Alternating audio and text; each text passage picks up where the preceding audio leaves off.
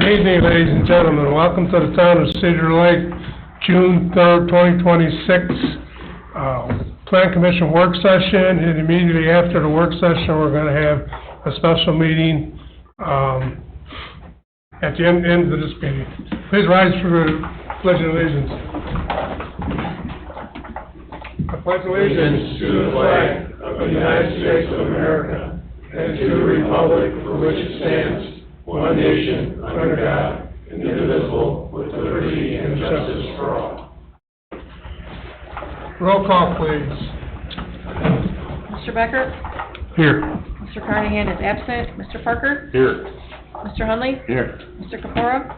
Present. Mr. Swick? Here. Mr. Wolkening? Here. Mr. Kubiak? Here. Mr. Sherry? Here. Mr. Austin? Present. Ms. Hyde is present. Okay, new business. Centennial Townhomes, PUD, amendment owner.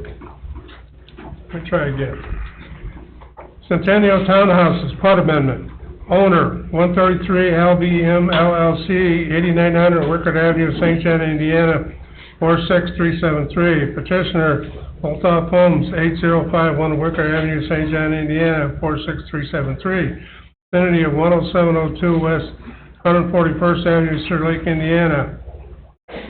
Request petitioner is asking for a one-year extension of the planned unit development plan for Centennial Townhomes from July 2nd, 2026, this current expiration, to July 2nd, 2027.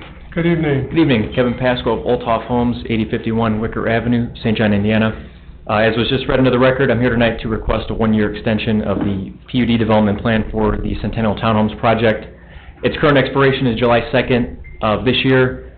We're requesting a one-year extension to July 2nd of next year. There's a little bit of a quirk in your zoning ordinance.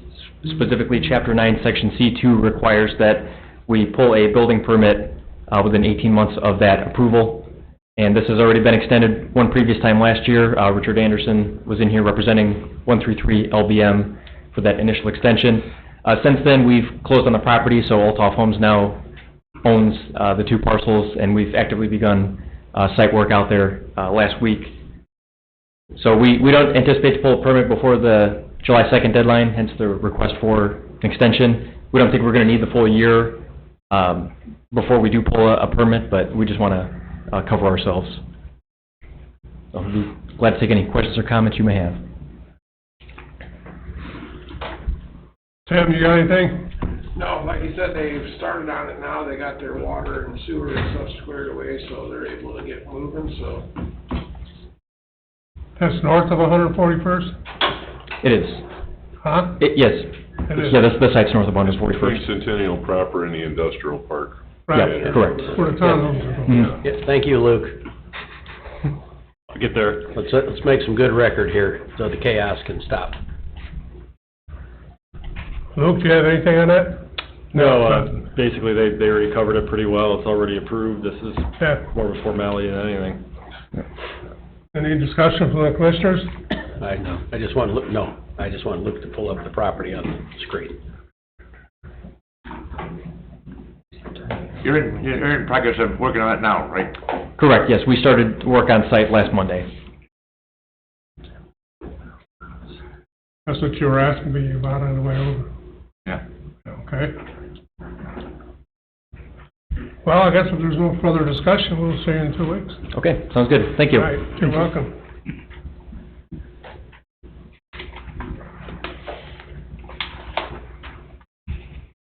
Number 2, Nathan Viss, preliminary plat request, owner of BSC Real Estate LLC, 2743 Highway Avenue, Highland, Indiana, 46322. Petition Nathan D. Viss, Viss Law, 830 Alexander Avenue, Cedar Lake, Indiana, vicinity of Parish Avenue, Cedar Lake, Indiana. Petitioner is seeking approval for preliminary plat. Thank you, Mr. Chairman. Nathan Viss here on behalf of BSC Real Estate, also affectionately known as Friary Farms, 13830 Alexander Street, Cedar Lake. We are seeking your approval to move forward with a preliminary plat as per the PUD that was passed a couple of months ago. Part of that process included filing within 6 months that application. That same replication that you saw in the PUD application is here before you this evening, just to split into 2 lots and give it 2 different legals. So we are moving forward with great speed, so. Luke, do you have any comments? No, it seems pretty straightforward. Tim?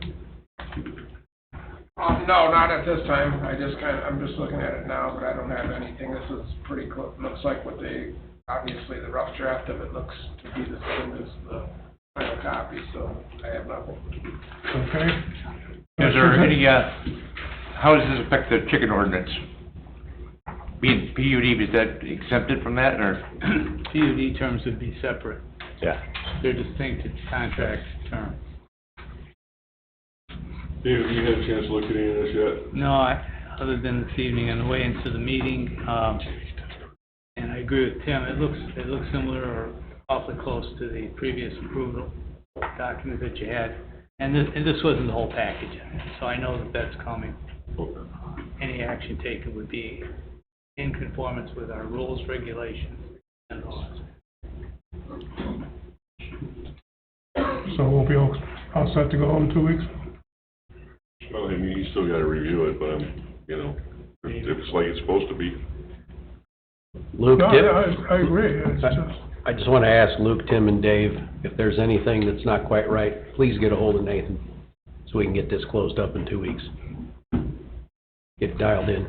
I agree. I'd like to do that, and I think our engineer would like that too, of a plan we can read a little stronger. Yeah, get a hold of Nathan. That, you know how I feel about contingencies. Yep. Okay. See you in Well- 2 weeks. I will be at county that evening, so if I'm not here, I'm not avoiding you. I might just be running a little bit late between 2 meetings that evening, so just a heads up. Trying to juggle 2 nights that night. Okay. Thanks. Yeah. Thank you. Order note.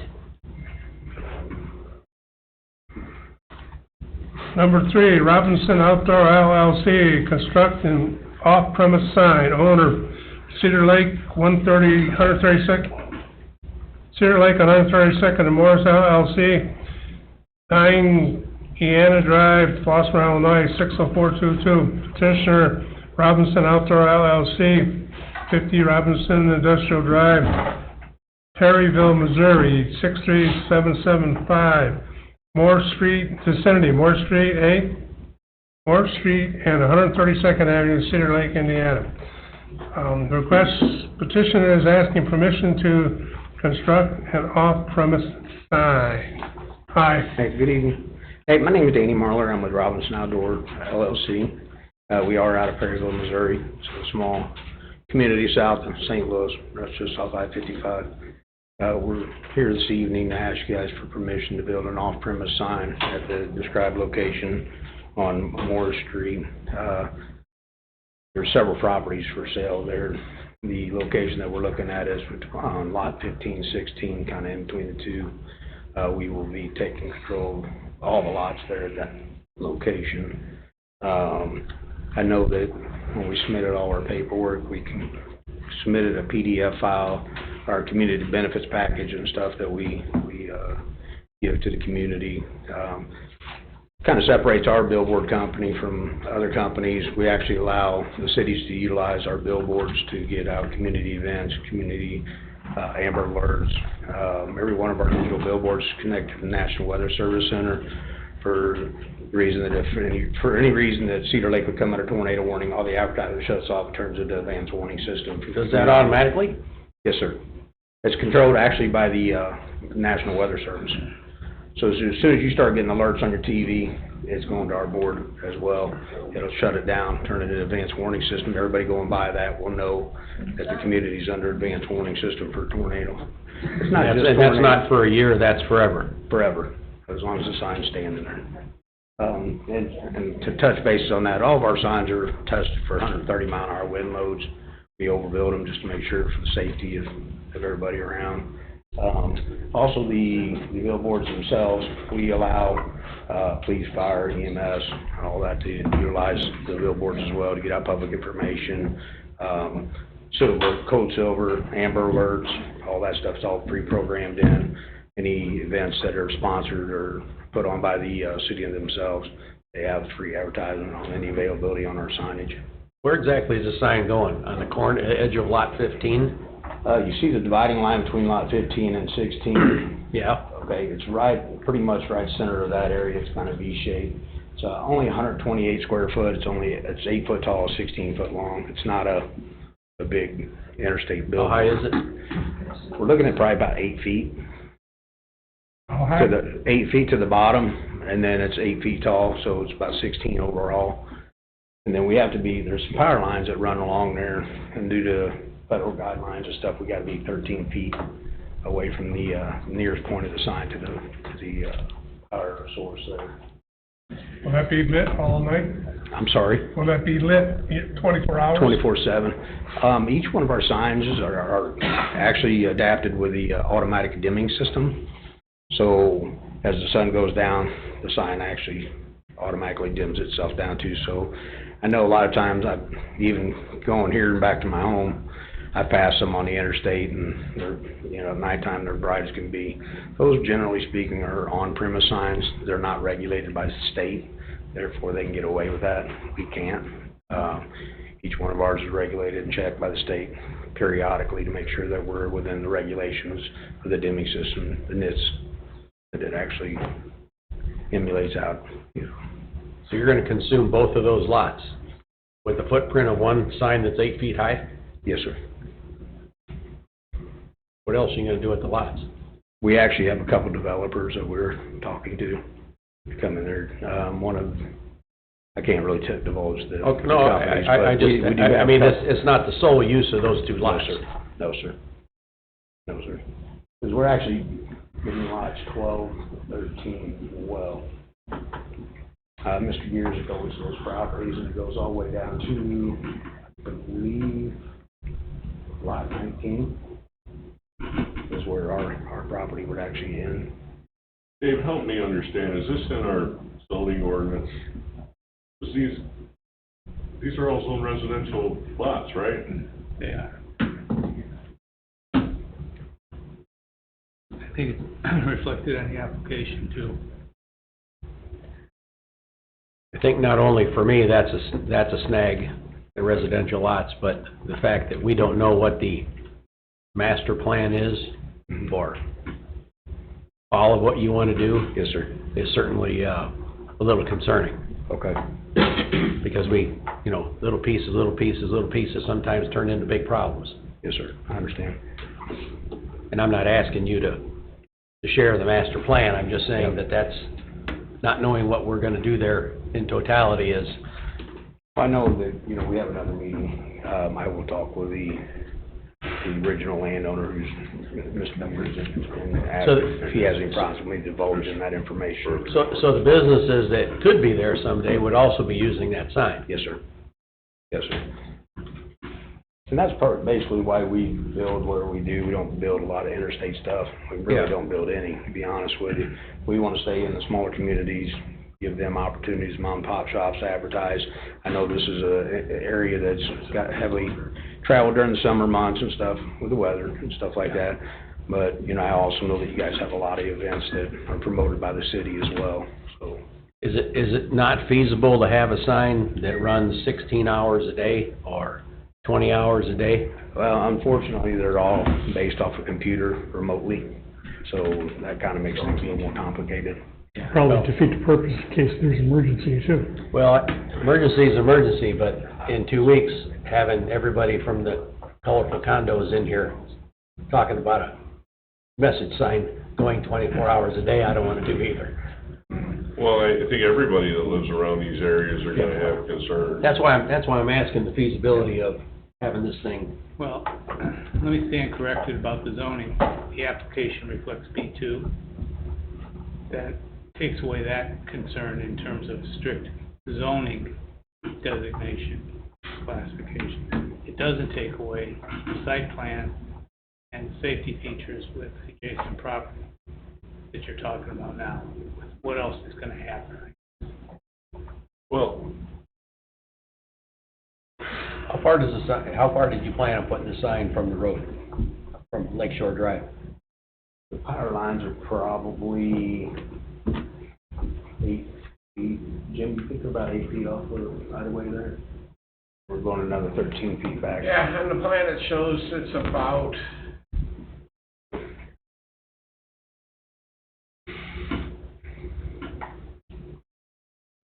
I'm sorry, I see it here. all these lots are zone B2, but it's all pretty much residential on Moore Street, on that side of Moore Street. yeah, I guess, yeah, I mean, the NIPSCO substation deals there next to lot 12. And then, yeah, I mean, around the curve is business. There's a house. Then the hardware store. I mean, it's really a fairly I mean, I guess all the condos and stuff across the street, but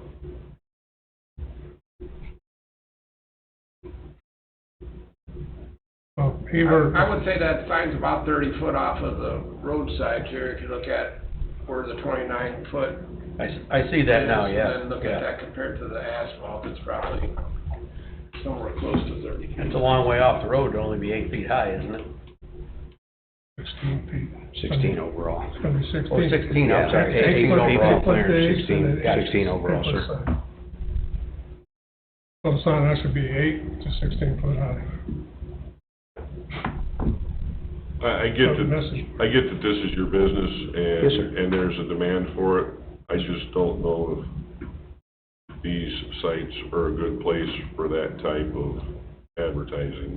I guess that's my hang up. I'm gonna have to give this some serious thought. And I appreciate it. Well, we also get in the situation where if there's businesses there someday, Yes, now we have two businesses on one piece of property. yes, sir. So that, Generally speaking, what we do when that happens, we actually convert their signage onto our sign for them as part of the exclusivity with the land itself. but there's still two businesses on one piece of property. I got Cause you will own this sign, right? So actually, what we'll do is we'll actually record an easement. Yeah, but you'll own the sign. Yes, sir. You're collecting the revenue. So if there's a Yes, sir. business there, Yes, sir. that's two businesses. I got you. Yes, sir. And that requires more discussion Yes, sir. in here. Yes, sir. I don't think it's impossible. I just don't know about that 24 hours, and I don't know about the, The one thing is too, these signs are high definition. They're not, I mean, we all grew up with the old picture tube TVs, like you walk in the room, it fluctuates color and lighting and all that. These high def, they don't do that. The other thing is too, is even taking into consideration the condos across the street. Like if you look at your computer screen from the side, you can't read it. That's pretty much the same way with these digital billboards. They can't be read looking straight across at them. It's more something that's why we view them the way we do. yeah, But well, I I don't do disagree understand with what you're you're telling saying. me, but a glow is a glow. Yes, sir. Yes, sir. At 2 o'clock in the morning, Yes, sir. Absolutely. Does it have like a night mode like a computer screen would, where it does dim at night? a Yes, little bit? it automatically does that. Even on inclement weather days, if you got an overcast day, it automatically dims itself down. The only time it's at its brightest stage is whenever direct sunlight is right on the image, on the face of the sign. Okay. Are there any plans to put any, like, trees between the sign and Moore Street? Like, right on the edge of the road to help block the... To be honest with you, we've actually done landscaping beds around them and stuff like that as well. We actually concreted the columns to match, the aesthetics of the area around it, We're not opposed to doing something like that. We do a clean structure. One of the other things is too, is each one of our digital billboards have cameras on them, so they're monitored 24/7. So there's no chance of, we're a Chris-based company, we don't put, stuff that shouldn't be on our signs. Do you have any other signs in the immediate area that we could go look at, or? I just started Indiana territories in January. I've got about 29 that I built over in Illinois. I did just build one in Kendallville and another one in Wabash. Kendallville's right there, right beside McDonald's. There's a little liquor store, convenience store, Highway 6 and Highway 2, I believe it is, come together right there. It's right there at that intersection. Wabash, Grant's Harley Davidson, right there on the main road there. Mainly in the southern part of the city then, so far. Yes, sir. I know where Brandt's Harley Davidson is, I've been out there before. I'm sorry. I know where Brandt's Harley Davidson is, I've been out Mike's, there before. Mike's place there, yeah. Yeah, we put one right up in the far corner of his parking lot. Mr. Brandt's pretty adamant about keeping. I think what we have to ask ourselves though, I mean, kind of open up the door for this, do we want these all over town? I was in, Lake of the Ozarks last year, and there's a significant amount of these in that area, but man, does it look gaudy. When you drive around and there's a house and a billboard and a little country store and a billboard and another billboard, and it gets, from a aesthetically pleasing standpoint and the preservation of our community, I just don't know if this is a great idea to start opening the door for this stuff all over the place. So, I have to give it some thought and have some discussion. And with that said, knowing full well that if there's a business there will be a sign. Yes, sir. I mean, I'm taking all that into consideration in my head too, but some more information would be rather helpful. Yes, sir. Should this come about, does it have to be rezoned to business? It is business. Too. I thought you said it was residential. Greg I said. thought it was residential because it's basically a residential area, but I it guess is Moore business. Street is zoned probably for TIF. Yeah, it's B2. This property in Okay. question is B2. The other question comes up, as long as you're talking about business, is how big are those lots? Is B2, is supposed to be, what, 20,000? 25 by 90. Each one. Yeah, 89 by 50 is those two lots, or So he's 25. here today, he's gonna be here tomorrow. 20,000. There's smaller pieces of property for sure. All that has to be taken into consideration if you're gonna put a business there. The other thing is, you put the sign up right now and no other businesses there, what are they gonna advertise on that sign?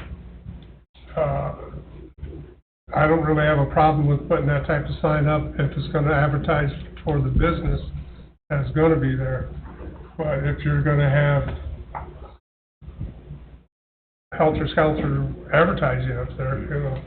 I guess, I mean, the thing is right now the property is vacant and the sign is the proposed use, so any future improvements or usage of the property would also come here. So, I mean, to say that it would be an accessory use or, I mean, it's gonna be hard to, there's not gonna be a big building or nothing built there, obviously, because of the size of the property, so it would probably just be. Well, it'd also have to be a two-lot subdivision, right? Well, it Or would just just be. combine them? It would be, like you said, it would probably be the lots that are already subdivided with an easement area for the sign. It wouldn't necessarily have to be a re-subdivision, it'd just be probably a 50 by 50 or 40 by 30 area for the sign to encompass with an easement. What's the footprint of the sign? The true footprint? 20 by 30. I'm sorry, 20 by 20 is the easement, the perpetual easement of the What's the sign. footprint of the sign?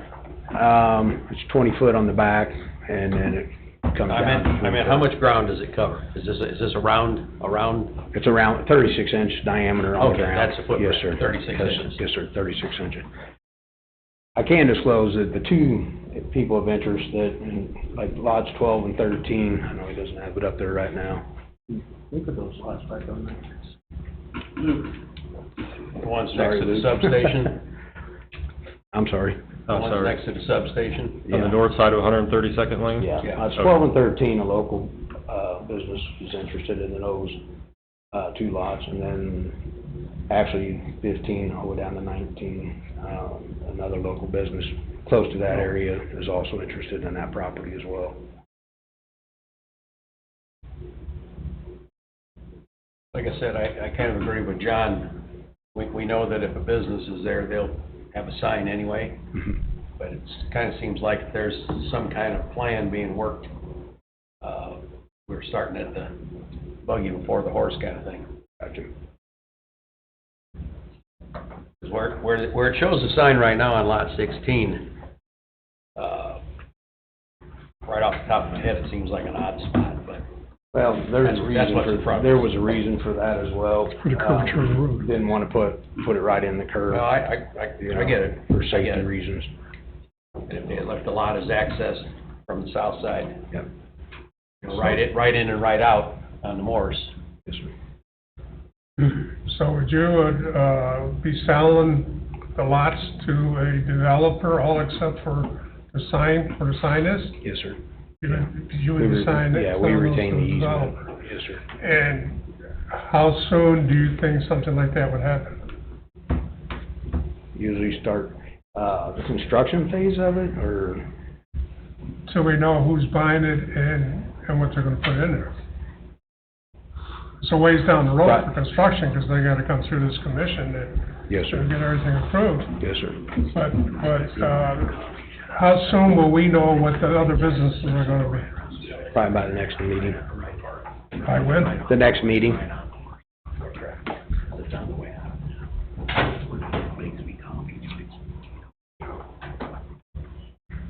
He said probably in 2 weeks, he would have an answer as to what businesses are going in there. And you're thinking two separate businesses Yes, sir. or one? Two. Two separate businesses? Yeah, there'd be two different, One 12 for and each lot. 13 would be one person, and then 15 through 19 will be somebody else. I'd love you to come back in a couple of weeks when we can get some more, Yes, sir. more details. I'd be more than happy to. Well, I'm sorry, come on. I'm back to the work session, so they'll give us time to think about it and. Yeah. Yeah, I believe that's what we had, how we had that scheduled on it. Well, now they're saying it looks like they're gonna defer for a month. Yeah, that's fine. Yeah. I think that's what was actually what Monica proposed. Yeah, and any information, any more information we can get, that'd be great. Yeah, no problem. Well, yeah, we don't need to defer because we're not doing any action tonight. It's just, you'll be on the agenda in a month. Okay. Okay, with any Yeah, no problem. updated information you have for us. And in the meantime, we can do a little bit of our homework and see what our Absolutely, thoughts that's all are. I can ask. I know the zoning's B, but, businesses using that 132nd lane, to me, doesn't seem like the best idea. We're in and out, because there are people who live back there. Yes, sir. So, just keep that in mind. Yes, sir. I did also meet with the Chamber of Commerce in regards to this as well, because we actually joined the chambers once we're in a community, kind of help correlate what's going on in the community as well, get input and output from them as far as what's going on in the community and stuff. I don't know, they kind of expressed an interest of having a digital on-premise sign at their location as well. Unfortunately, we don't do on-premise signs, but If there's a sign by the chamber, is it gonna say no U-turns? we can probably make it happen. But, And there's no message playing, it's just say no U-turns. But can the corn lady still be there? I'm talking about the chamber building. Oh, okay, well, I appreciate you guys' time. no problem. Yeah. Hang on, I got a Yes, sir. concern and Sure. a statement. Yes, sir. One concern I have, depending on where that's gonna sit, is it gonna be a distraction for drivers coming from the north, going southbound, coming around that curve, where they're gonna be looking I up believe and so. not That's paying why I moved attention? it further away from the curve, Okay. to be honest with you. I'm actually a retired police officer, so I understand what you're saying. And- Safety is of paramount for me as Right. well, so And that's why we actually moved it. We had it further down, but we moved it there so it would be further out of the way. And the application says Moore Street and 132nd Avenue, but it's actually between Place and Lane. Avenue's further up past the curve. So for the record, need to clean that up. Yes, sir.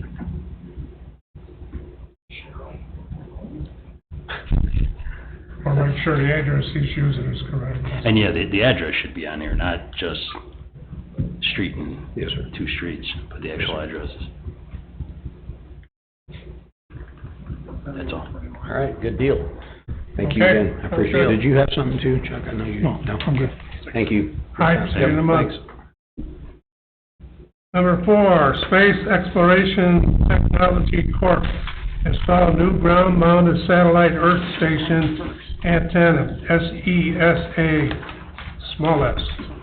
Owner, CLBD South LLC and E3 LLC, P.O. Box 488, Dyer, Indiana, 43611. Petitioner, Space Exploration Technologies, Corp. 3, Monroe Parkway, Suite P. 405, Lake Oswego, Oregon, 97034. Vicinity of 13760 Osborne Street, Cedar Lake, Indiana.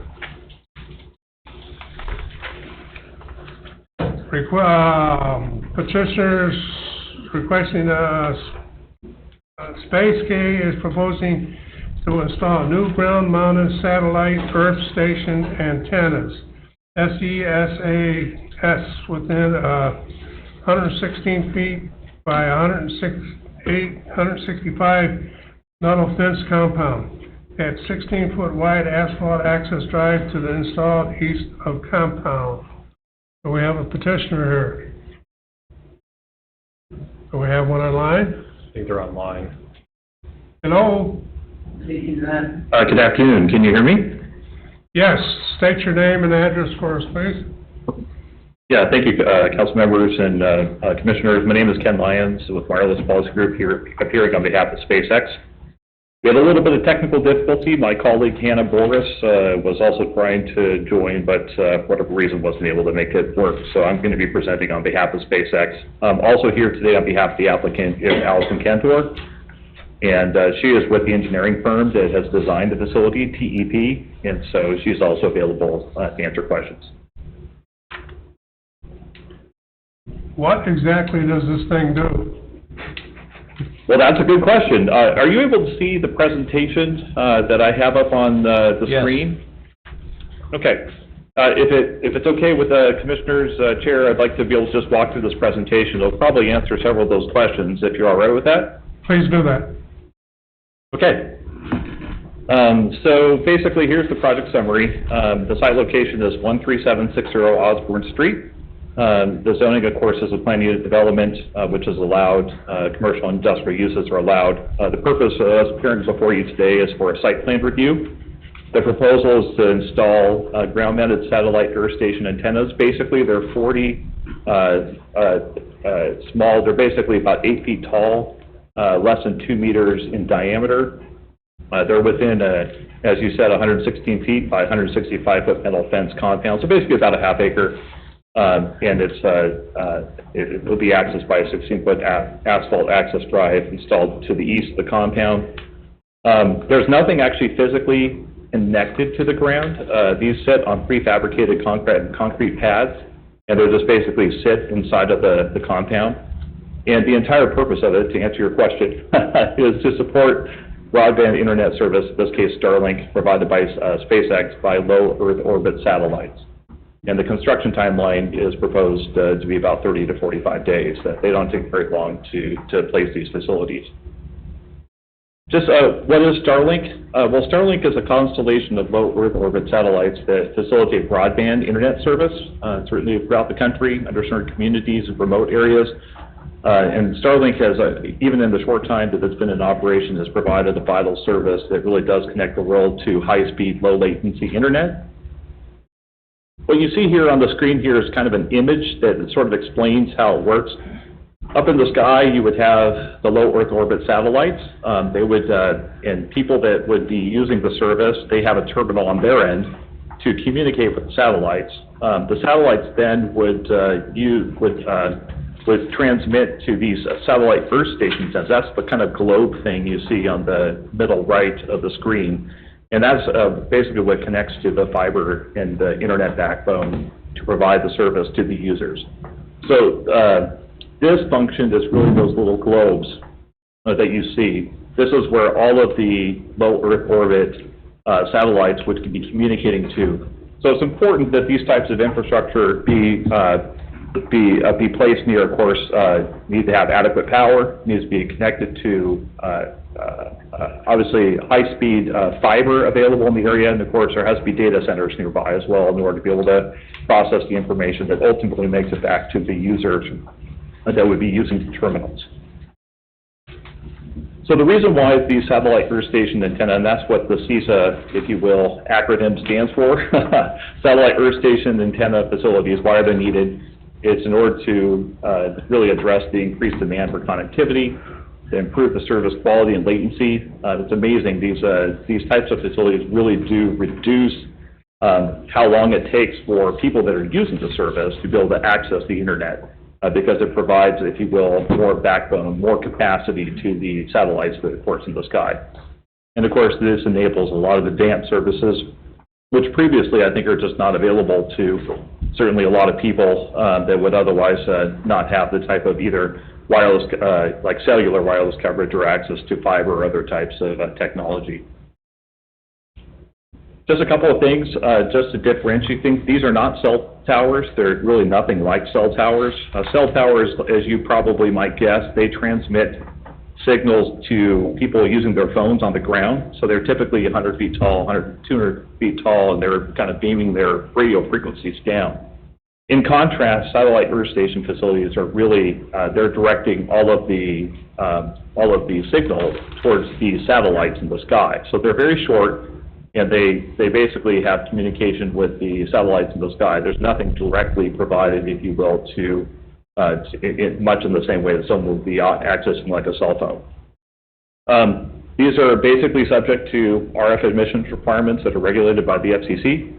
And of course, these facilities will meet all of those requirements. And we have all of that documentation available in case you guys would like to review that. A little bit more about the proposal itself. On the screen here, you can see the proposed parcel location. And then I'll try and jump down here. You can see where it's located.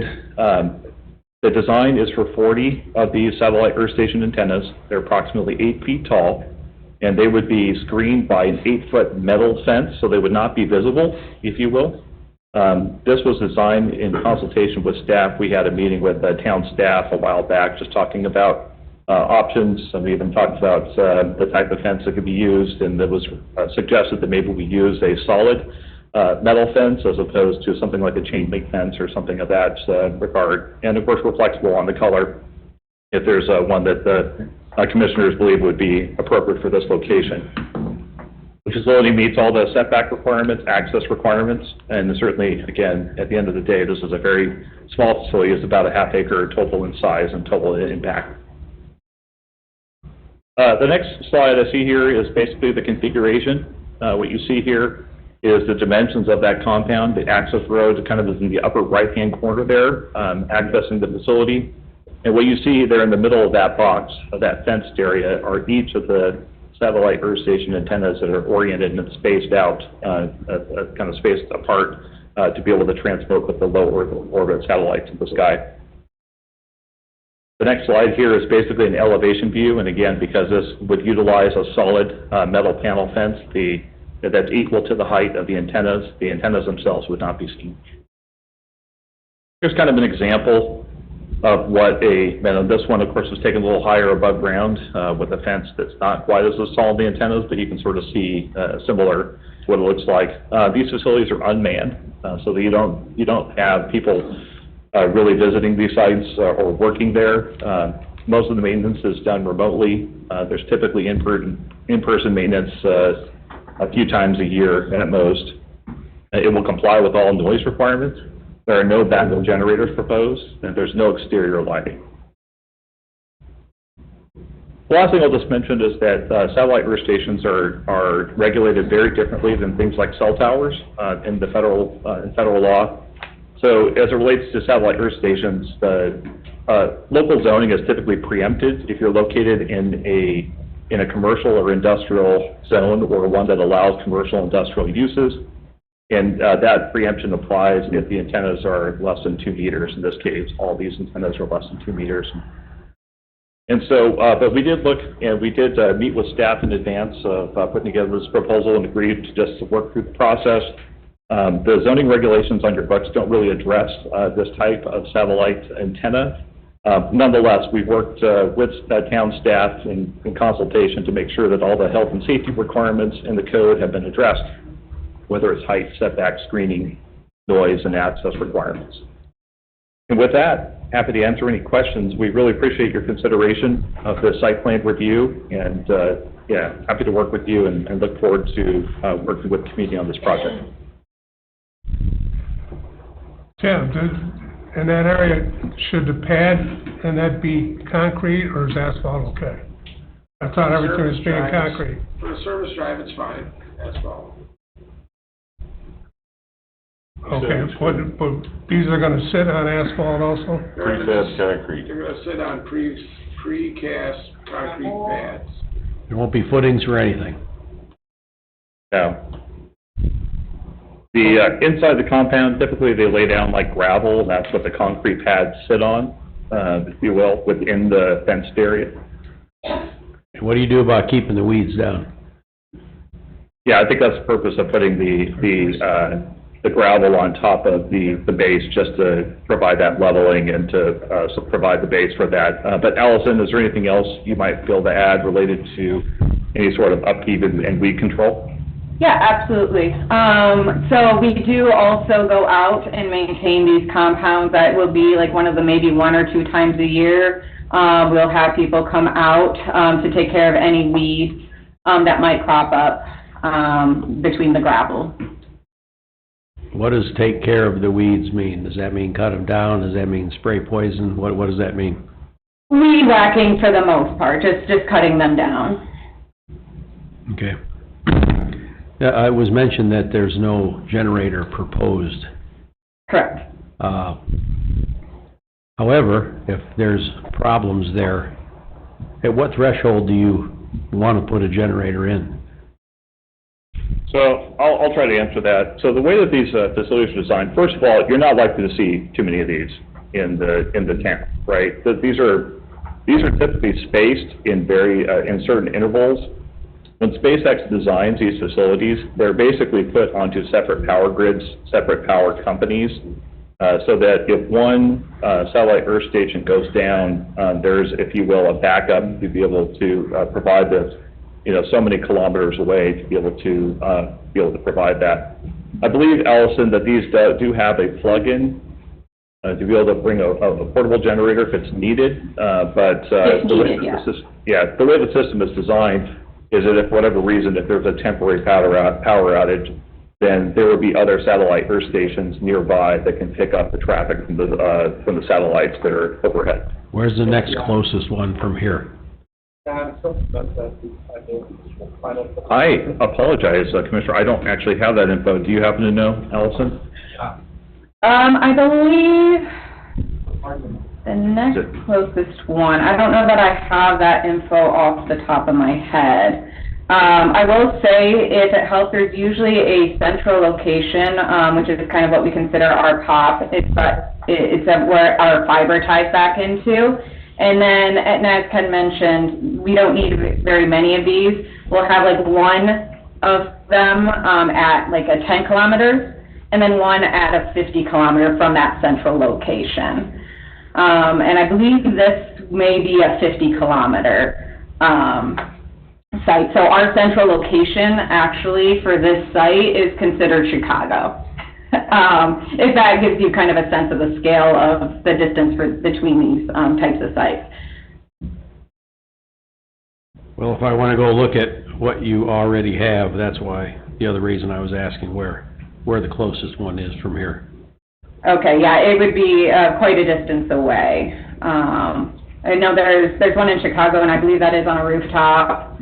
I can reach out to SpaceX to see if they can let me know what the next closest is, but I will let you know it's not going to be very close. An address would be nice. Okay. Yeah, I think we could provide you with addresses down along to be able to look at these on the street view. Sure. So at 50 kilometers, that other site can pick up as redundancy, so service isn't diminished if this one happens to go down because of power. That's what you were explaining? Yes, sir. What kind of fencing are you gonna have around that compound for security? I apologize, I missed the question. Would you mind repeating? Yeah, around the compound, what kind of fencing are you gonna have for security? I see So a this is a sign metal, that says danger, lock out equipment before entering. And that's a lot of kids up in that area. yeah, so this is a metal panel fence. I guess, Allison, I think you might have some specs, and we probably included some specs in the drawings that actually were submitted to the town for review. Yeah, correct. So they're not designed to be like chain link or something that kids can easily get over, to answer the commissioner's question. Were you suggesting that maybe some additional security measure like barbed wire or something might be helpful here? I don't think barbed wire is allowed. Okay. I'm not sure, is that? It might be in that business park, I don't know. Is the fence that's shown on slide 11, is that what we're talking about here? Yes, this is a metal panel fence, so you can see that it's not like there's footholds for people to be able to climb like a chain link fence might. What's the noise gonna be? How much noise? How much noise decibels? Do you happen to have the spec sheet, Allison? I don't have an actual formal spec sheet, but I can let you know what the decibels are. So at the fence, which is about 5 meters away from the antennas, and this is, keep in mind, this is if we were running fans at max, like it was the full output of the antenna, which isn't typical. The decibel level would be 56 dBA, and again, that's max power with all fans running.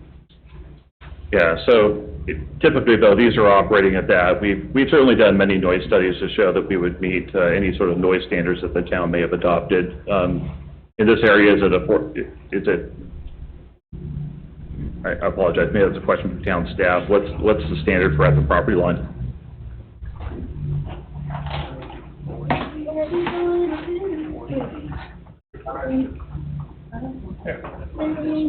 We may have. How soon would you want to start this, and how long does it take to install 40 of these units? Yeah, I think, as we noted, 30 to 45 days, it's a pretty quick process. It's laying down the base of the compound, erecting the fence, power infrastructure. So the total construction time is 30 to 45 days. Allison, I think some of this would depend on whether or not power is delivered to the site in terms of becoming operational, but did you have an actual start date from SpaceX? Kind of an approximate one, yeah. We are hoping maybe towards the end of July, early August to start our build. So if you have 40 of these, and they're 56 decibels each, Okay, you said 56 at the fence. is it each fan? I think that's an aggregate number at the fence. Yeah, that's an aggregate. Oh, that's all of them at the fence? Yes, that's Okay. correct. And If they were all, yeah. And the metal fence doesn't enhance that at all? No, I think on the inside it's wood, isn't it? Allison, I guess it depends on the spec in the drawing. There's no sound deadening in the fence, correct? No, I There's don't. not. But the fence would provide some buffering, just because of the way that, it would actually, the sound would actually hit the fence, right?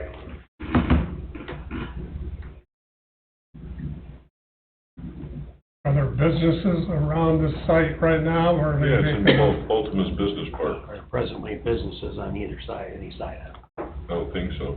So vacant lots around where this proposed site is? Vacant, yes. No It's big. next to the pond on the one side there. There is no other buildings yet around. We went to the west and to the south, right? Was there any plans for any type of trees or landscaping or anything on the outside of the fence, or just grass, or? No landscaping. Just one note on that. So the one of the challenges is that you really can't put landscaping around these because of if the height goes really above the fence, then they can potentially interfere with the transmission of the antennas. Because again, they're sort of picking up these low Earth orbit satellites as they're kind of rotating across the sky. We couldn't put like something that would grow above the height of the fence, in this case, just over 8 feet tall. So the area between the fence and the roadway will be grass, or? Allison, I'll defer this question to you. We can definitely make sure we lay some seed down, in between the road and the compound. That's not a problem. And then you maintain it Yes. twice a year. Yeah, when we go out for maintenance, we can make sure the grass is maintained. Yeah, well, I say grass grows pretty fast around here.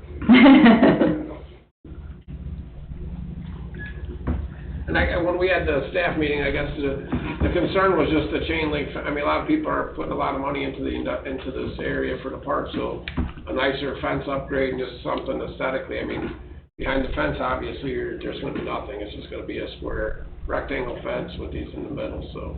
And your interpretation of the metal fence is it's just gonna be like building panels? Yeah, like a metal panel fence. Yeah, solid metal panel fence you can't see through. From 8 foot to the ground? 8 foot tall. Now, I see that there is a chance of danger. Will the emergency services be provided what they need to do to enter that, or will there be a training for them? Just to make sure I understand, if they needed to access the facility to be able to... I think everything gets a Knox box, don't it? It'll just be one of those... There's really nothing inside of this thing, but It gets a saw. yes, everything does get a box. I don't know, since this is a SpaceX thing, don't know. Well, if it's a locked gate, and for some reason there's fire or something, they need to get in there, and there needs to be, like any other commercial building, a Knox box on it. Agreed. Did you mention something about data centers needed for this? Just that the fiber that goes from this facility will go to a data center as part of the, and again, these are placed to be close to fiber hubs, data centers to be able to have low latency communications and low latency broadband. So yes. So where is this one connecting to then? Allison, do you have that? I don't typically have that information. I know. They're typically no more than 6 kilometers away from the satellite Earth station facility. But I don't have the exact one in front of me. And I apologize, I sort of stepped in for my colleague here who was unable to join. Yeah, But the infrastructure's already in place that is needed for this thing? Yes, sir. So is this for public use, meaning residential and businesses? So yes, individuals, residences, businesses, even first responders, there's many other types of users of Starlink services, but the Starlink terminals that are used do not connect directly to these satellite Earth stations because, again, they're connecting to the satellites in the sky, and then the satellites are basically communicating back and forth with the satellite Earth stations to connect to the fiber network. So end users are connecting through fiber, is that what I'm hearing? No, end users are connecting to the satellite. The satellites then will connect to these Earth stations that then connect to the internet. So at my residence, how do I connect to this satellite? You use there's a terminal, so I'll show that image here. Apologies, I'll blow this up here. This is basically what I don't know if you can see my cursor. It's kind of like what a Starlink terminal looks like. It's basically a panel that you directed, and so you're able to make sure you have a clear view of the sky. And then so it's connecting, and this is what satellite, the low Earth orbit satellite is connecting to. So is it like a dish that would connect to Yeah. your house? That's right, similar. Because there's a lot of HOAs that do not allow dishes connected to your house. Yeah, this is for. Yeah, it's not a dish, it's more like a panel, it's the way it's designed. Same thing, it's still on the outside of your house. This is mostly for a lot of rural people, though, that doesn't have access to the current fiber right outside their door, so most Okay, of the people that thanks, use Tim. the Starlink are the rural. What's the estimated number of users you have in this area expected? I don't have that information, I'm not sure if I could provide that.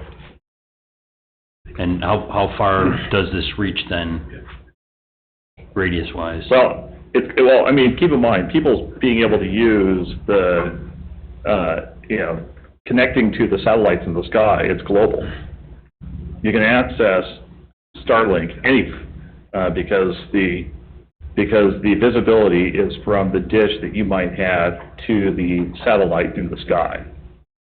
So this isn't just for our town then, it's for outreaching areas down Yeah. to, probably don't know where Kentland is, but somebody in Kentland could use this, which is about 50 miles away from here, I think.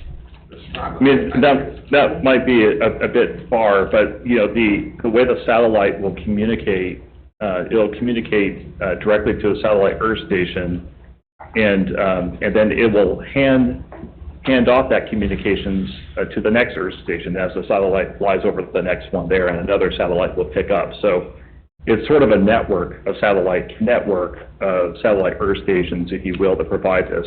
This will, however, increase the capacity and reduce the latency of communications around Cedar Lake, probably within 30 kilometers. What's the rough cost for this use? Per month? Allison?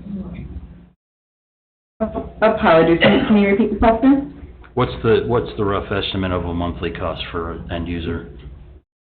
Oh, I do not have that information, for the end user. Yeah, I'll have to go back to SpaceX to get that information if they're willing to provide. Just raised the price to $130 a month. What was it? I mean, service plans, I mean, they're available online. They start at $55 a month and they go up, but, yeah, if that's what you're asking.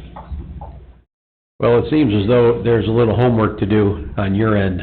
I've heard 4 or 5 questions that didn't have answers.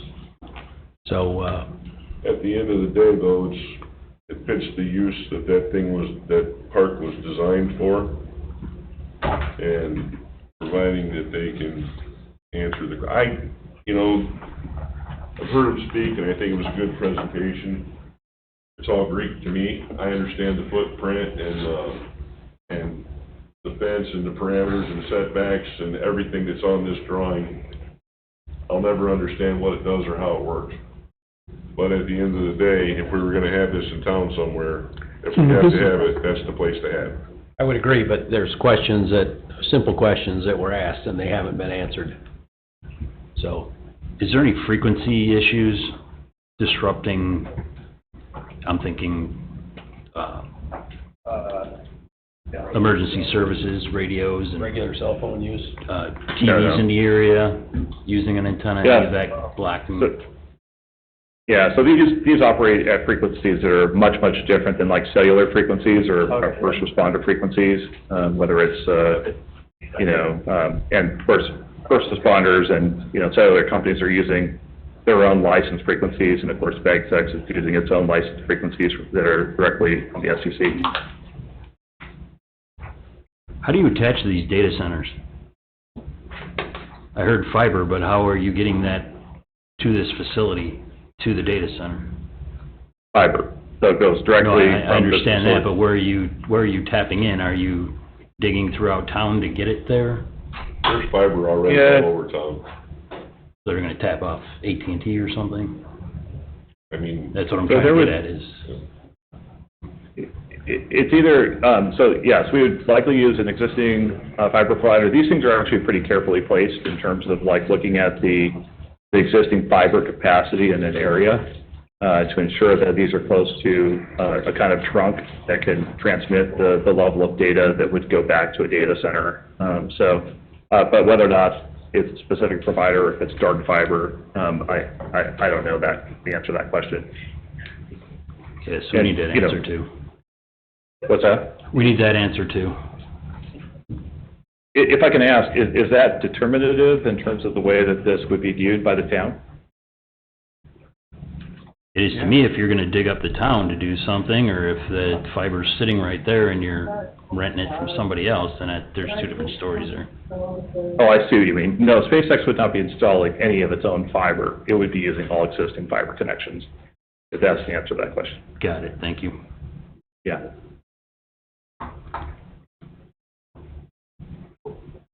That's all I got. Anything else? Discussion? No, sir. See you back next month with the answers? Yes, sir. If I can ask, just for the record, the answers to the questions that you're asking, one was noise, is that right? Correct. And are you looking at noise to the property line? Was that the question? Yeah. The decibel level at Basically, the noise property to the line? property line. Okay. And then, in terms of like, access to the facility, whether or not the fire department could get in the compound, that was a separate question? That's gonna be a requirement. Okay, so that's a condition of approval, if you will? Yeah, and we can certainly install a knock stop. That's been done, on multiple sites to allow that fire access. Okay. There were some questions about, proximity of other data centers and proximity of, are those determinative? Are those important to understand Well, as far as the? This is a work session, and questions are questions. Okay. I would say it's only determinative if this is the chicken and egg scenario, of whether somebody's gonna approach us with a data center a month from now. I think that's the reason why the question was asked, am I wrong? You are correct. Okay. I mean, the answer to that question is no. We would be only using existing fiber, existing data center capacity. But yeah, we can include that in our next. Would you like us just to provide this in a form of a response letter?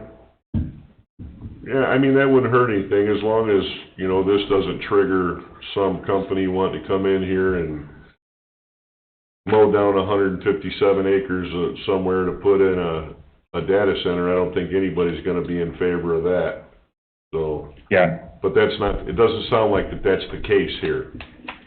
Yeah, it's not, yeah. You said it hooks to a data center. We asked where that data center would be. I asked where the next compound is. I asked for an address.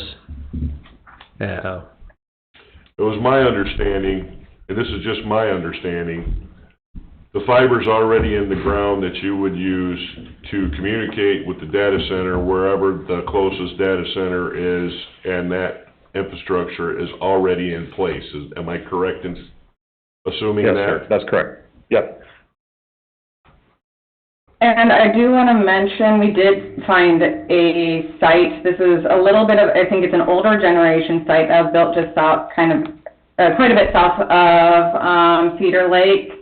If that helps, this one has just a pure chain link fence, no privacy flat, so you can really see the antennas on this. I'm not sure when this was built, that was not part of our company, but the address for that one, for any who are interested in looking at it, is 4535 South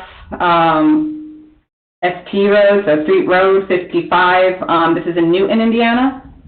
And that seems to be the closest facility that has been built to this one. But it's not your facility.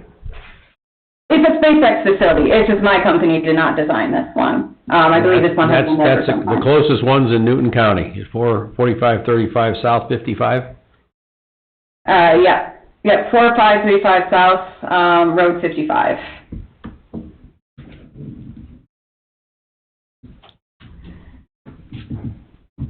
Yeah, News County, I believe the Jackson's the municipality. And how many antennas are in this area?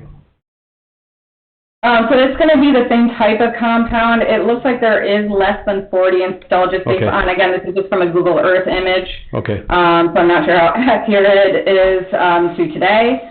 But it does look like there's probably about 25 or so in there currently. So if you put 40 antennas in there, all at the same time, they're all going to be online being used at the same time? Yeah, once we install antennas, they would be all online, yeah. Any use. Who's the main users? Data centers? No, I think it's customers, residences, businesses. You mean who uses Starlink? Was that the question, sir? The businesses are the main users, not the residents. No, residents, businesses, there's a lot of fire departments and first responders that use Starlink as a backup. So, there's all sorts of folks that certainly use Starlink. Okay, any other discussion? I don't have any. No. All right, can you come back in a month to the next work session and get some answers and see how we fare in this? They're not ready. Yes, we can certainly provide the information, and we'll try to roll back the tape and see if there's any questions we missed. So What were you gonna say, Tim? I was gonna say, I don't know why they have to wait a month, or it seems like a couple of simple questions for a 2-week, come back to the next meeting. Again, with my feeble understanding of how this technology works, and feeble's a good word, I think that they could have that information in 2 weeks, and I mean, at the end of the day, we went over this pretty well, but this is the inside of the site is the site. I mean, the driveway and the fence is basically. their site plan is perfect. Right, that's what I'm saying. So the use is permitted by the PUD zoning that's in the neighborhood, so, at the end of the day, this is a site plan review, which we're looking at the fence and the driveway, access driveway. I mean, that's realistically the part of this, that's the site plan. In fairness, those are my thoughts exactly, but I don't wanna, I guess I just don't wanna overcomplicate it, but I don't want anybody to not feel entitled to obviously they're gonna provide the answers to the questions. Well, I think like me, That were asked. nobody has a clear understanding of how this works, and if there's, Right. No, it's definitely a unique situation, I guess, and the thing is, Another one, it's basically just a facilitator of, it's the way that this actual company operates their business. I mean, that's how they provide information from the fiber to their customers through to the satellites, through here to the satellite to the people. Who still has questions? The reason I said a month was because it seemed like that was the majority commissioners wanted. I'm ready to go in 2 I don't weeks. have a It's an problem. industrial center. What? I'm ready to go in 2 weeks if they provide the information. It's an industrial center. I am too, if they bring back the information. I don't know what, Seems minimal what you were asking. I think they can get it to us here in the next 2 days and you'll have it. Before the meeting, no problem. yeah, if they can get the information submitted and be in our packet and When you get the information, get it to us. and I don't see a reason why they can't be back in 2 weeks to see what our decision is. Yeah, for me, it's going in the business park. Nobody's really gonna see it except the people in the business park. If it was next to the Strax parking lot, I'd feel differently about it, but, Definitely. But that's what the business park was built for, so yeah, that's what it was built for, and stuff like this. as long as they ensure the noise levels and they're going to maintain grass around between the fenced-in areas and the road.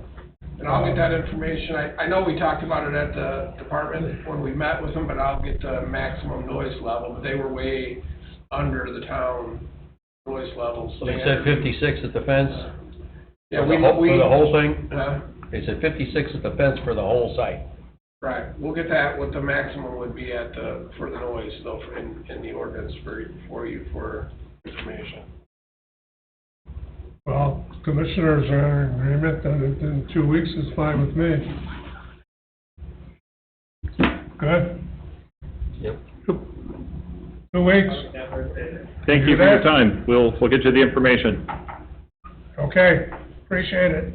Thank you much Thank you. for the presentation. Thank you. Number 5, Azulcar Ice Cream Shop Outdoor Eating Area, owner RTJR the second LLC, 13228 West 185th, Lowell, Indiana, 46356.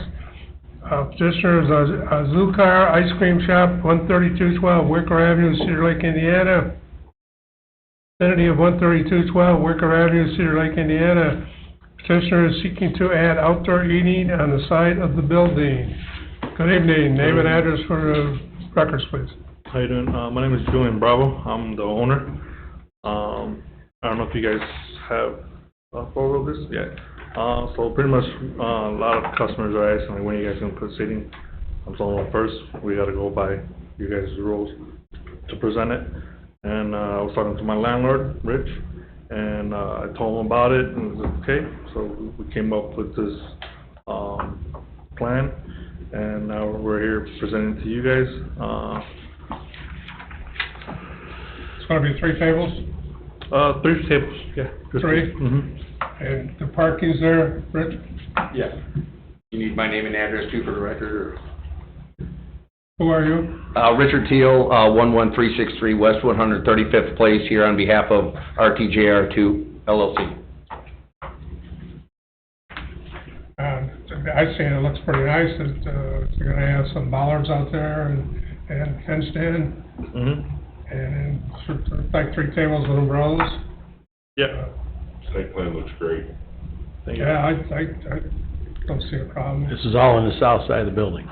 Correct. Outside of the building. And they're gonna come out the side door on the, on the The east doors, end? all the doors are on the south except for, on the front unit 8, which is theirs. There is one on the north side, but the access to here is on the south side. So according to that picture, you're gonna come out. How do you walk into the fenced area? There's a door on the side of the building. Yeah, there's a door, and then... You walk on the side across of it- you walk across the grass to get to the table? Yeah. Okay. Mm-hmm. I thought I was missing a sidewalk. No. Where that brick, hole right there at? Mhm. There's a big Like gap. a landing Yeah. area right there. Yep. I'm sorry? Is it adjoining the parking lot? I don't have that. This is sidewalk for the parking lot right there. Are they gonna have a barricade thing, like, so cars don't go through? Mm-hmm. Yeah. Right. Here's the picture here. Yeah. These are ballards.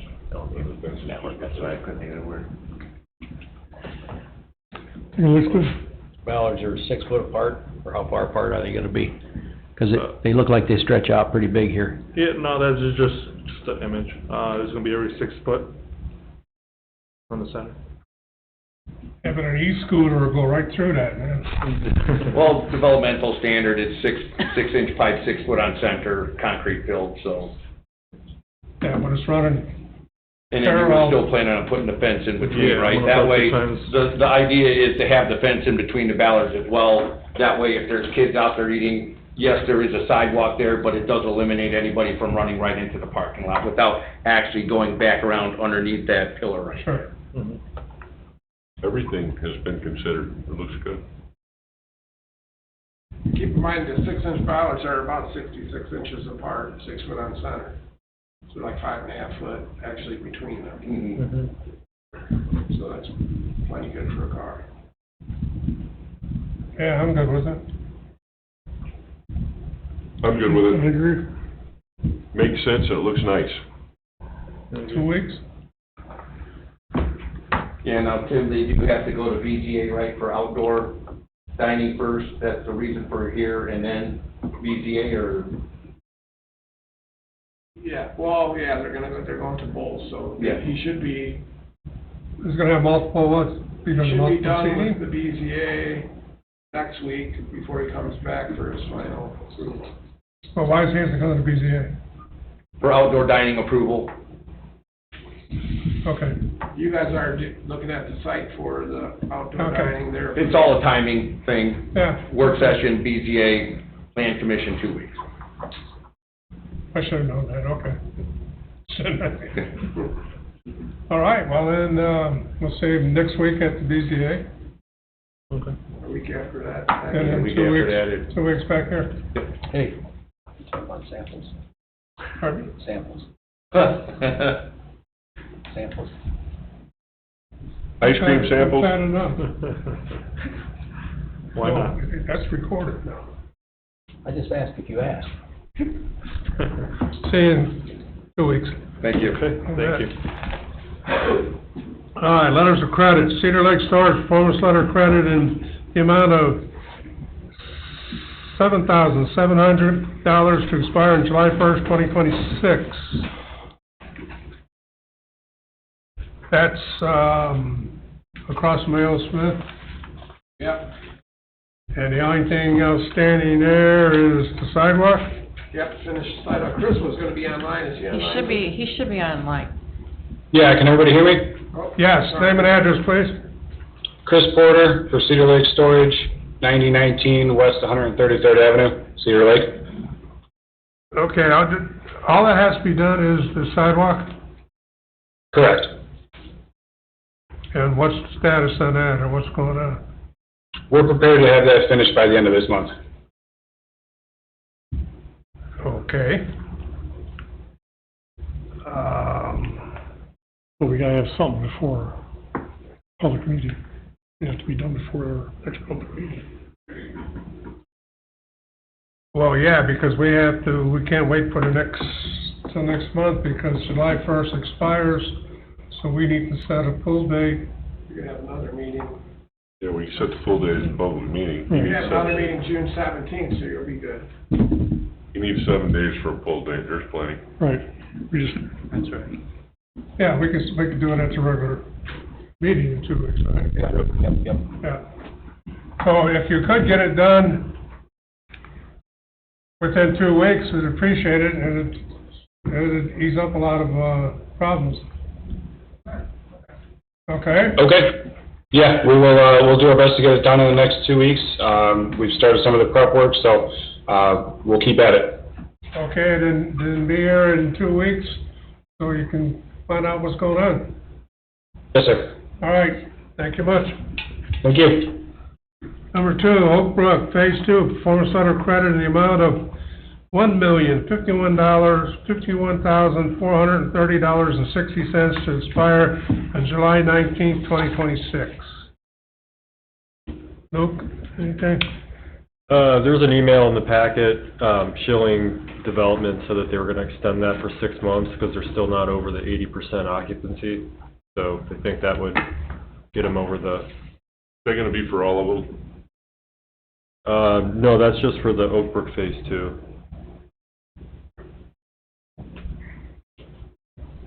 And we should have that, letter of extension by the next meeting. Yeah, so that expires July 19th, so they have about a month and a half, so trust that's coming before then. Okay.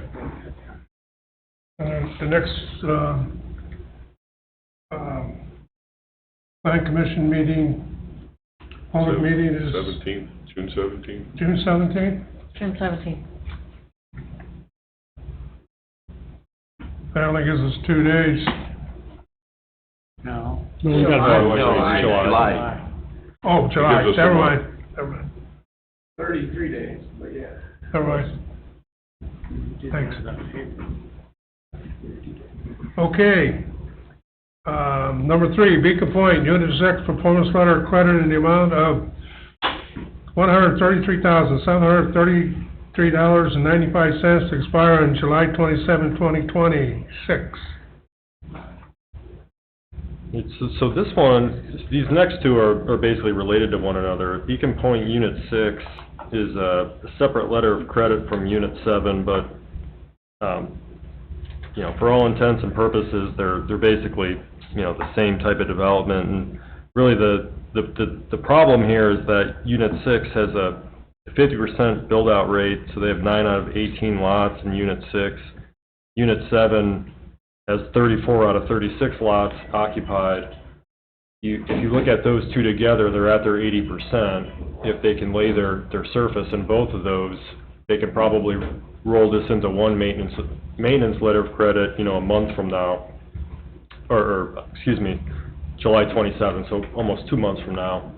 So I think the ask there was, if they can combine them to get to that occupancy, they can put down the surface, that takes care of most of their outstanding public improvements, and they could probably get to that maintenance letter of credit rollover. Makes sense to me. If they're gonna finish it and maintain it, I'm okay with that.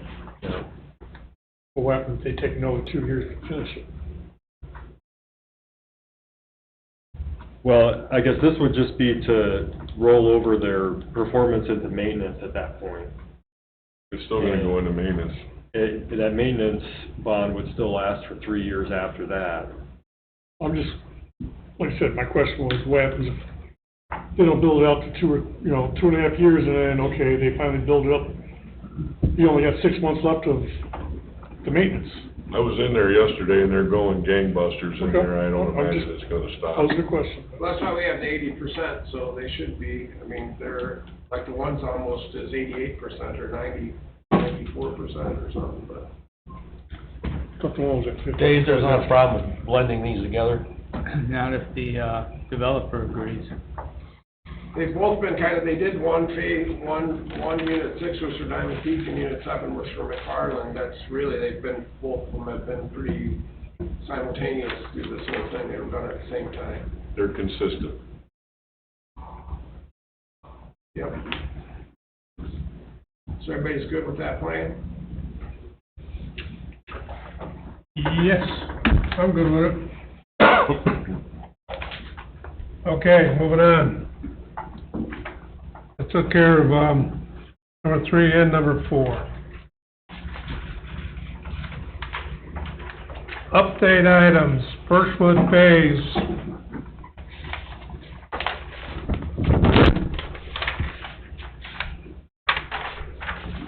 Birchwood Phase, 1 to 3, 5, maintenance letter of credit in the amount of $395,168.95 to expire on August 16, 2026. Comments, Luke? Yep, inspections for this one are ongoing. Public Works has been out there this week. We've been out there this week. We're trying to wrap that up by the end of this week, and get it off a punch list. The goal is early next week, so that would give them essentially 2 months to take care of any punch list items, so we should be in good shape. We'll know more by the next meeting, though, but so far, so good. Works for me. It looks good. Okay. Number 2, Rose Garden Estates, Phase 3, performance letter credit in the amount of $1,913,079.85 to expire on August 21st, 2026. Yep, we got I think it was last week, got an email from Lennar saying that all the remaining punch list items are done. We just need to get out there and basically verify that. But, they have 2 months, so I think we're in good shape. Honestly, the things that were on the list were pretty small at this point, so I'm not seeing any major issues that time frame. Tim, do you? No, it's looking good. They should be able to get all 3 of these into maintenance here now, so finally. Okay, then we'll see how it goes. Yep. Okay, discussion. Continued discussion of backyard chicken ordinance. This is the 3rd time this has been on discussion for the planning commission. We still haven't formed a committee. We need to form a committee. In a month. I don't know what more we can discuss on it. My thing is that we were asked to hold a discussion, but nobody gave us any direction as to what we're supposed to do. I'm gonna ask John, if you don't mind, Do you want the council to appoint a committee for this, or do you want the plan commission to appoint a I committee? want the council to call me and tell me what they want us to do. Okay, Nobody has ever got a hold of me and told me what this commission is supposed to do, so I can pass it on to the members. okay. We'll get it done. And yes, I would like to see a committee appointed, because if this is gonna happen, then we need to get a committee and we need to do a good, solid ordinance. In the council's defense, there's more going on around here on a daily basis than a chicken ordinance. But, Then don't tell us to discuss it. I understand, but the council needs to get a committee together if that's what you want to see, and get it done. If the council is too busy to do that, I'm okay with them telling us, you guys put a committee together, plan commission put it together, plan commission come up with an ordinance that the plan commission is happy with, and then send it on to the town council so they can look at it. Fair enough. That's what but I just need somebody to tell us what I we're just doing. wanted to know if it needed to be a plan commissioners on this committee or council members on this committee. I'm gonna say it needs to be both, and the council can appoint them. How about that?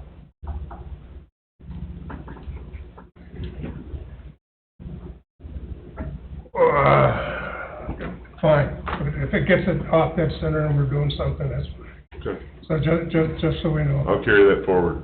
Yeah, but how many people are you going to, I think what you said, 3 is plenty. 3 is plenty. Yes. That would be great, just so everybody knows, everybody's on the same page. Okay? Yep. Mr. Chairman, are we still under discussion? Pardon me? Are we still under discussion? We're not under public comment yet, we're just discussing, Okay, but I got a question I want to ask the building department. okay, well, we're done with that. Greg's gonna take care of that with the town council. We'll find out what's going on, we'll get a committee, and we'll move forward with some type of ordinance to start with, to work on. Okay, what do you have, Jim? Is there any update on bank shots? No, they were trying to secure another piece of property to make the parking lot bigger, was the last I was told. But no, that was trying to get a bigger footprint for parking area, so said they were close to securing an additional piece of property to expand the parking, so. When's the last time that they had contact with you? Has it been 6 months, a month, a year? Bob talked to him about a month ago, maybe? Yeah, within the last month. Didn't we approve what they had there to move, to do what they needed and wanted to do? Yes. Okay. If they get a bigger parking lot, they have to come back in and submit a And the site plan. site If plan, they're right? gonna expand on what they got approved, yes. Yeah, they also have to amend their site plan, yes. When was that approved? It's gotta be getting long in the tooth. It's only good for a year, right? I'd have to look and see when it was approved, but it's been a while ago. Like I think a November lot of people are getting tired of looking at it. 24. I'm one of them. We've been talking about this for quite a while, 2, 3 years, whatever. But it's only good for a year, and they get one extension for 6 months, correct? Site plan approvals? What we approved already. Right, or no? No, the site plan approval doesn't have an expiration. Unless you put one on it. We didn't. No, I don't think we put one on. All right, well, good question, Jim, we need to know the answer to that, to see whether, Is because, there anything we can do to get them back in here? Or Yeah, I'm sure we take can have action them come into the otherwise, next work session, or you want them at the public meeting. next work session? Yeah, I'm sure they'll come and give you an update. and I think we're gonna start requesting them to give us a monthly update until they get We off need, that we need center. to see some action over there. Okay, we'll let them know. It's a big eyesore, and, yeah, good question, Jim. Very good question. Okay, public comment, do we have any public comment? Yes, Ms. Kerr? Carol Kerr, 9900 West 129th Place I don't know, I imagine you'd be aware of it because it's not new information, that SpaceX is owned by Elon Musk. The same Elon Musk, who March 17, 2025, bypassed security and had unprecedented access to our Treasury federal payment system, where all of our banking information and all of our social security numbers. So gentlemen, I ask you, these people that are setting this up, they're backed by Elon Musk. And we all know there's going to be a data center in Lowell, kind of on the border where we are. Surely that has something to do with this. I have seen that satellite in the sky. So when he says to you, so far away, it looks like a train. Will E.T. back me up on it? It's like a little train, and it goes real fast, and it goes around the globe. Have you ever seen it? Okay, so my neighbors and I have seen it. It's like really weird. When I'm looking at it, it's gone, but it's like a train. Everybody's like, what is that? And then one of my neighbors, that's in E.T. said, that's satellite. That's that panning the globe, taking what information. So I think you just have to ask yourselves, the bottom line is, and Mr. Kubiak, you seem for it, how well do you trust Elon Musk? Do you? I seem to say that this is a site plan approval, not a zoning approval. You approve the site, but not the... It's not a zoning approval. The PUD zoning allows this type of use in its site. Well, don't give them the zoning approval.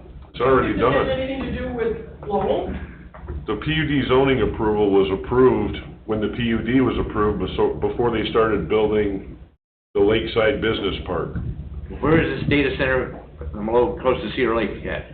Well, I didn't know that, but I mean, don't further access this, right? Or do you want this?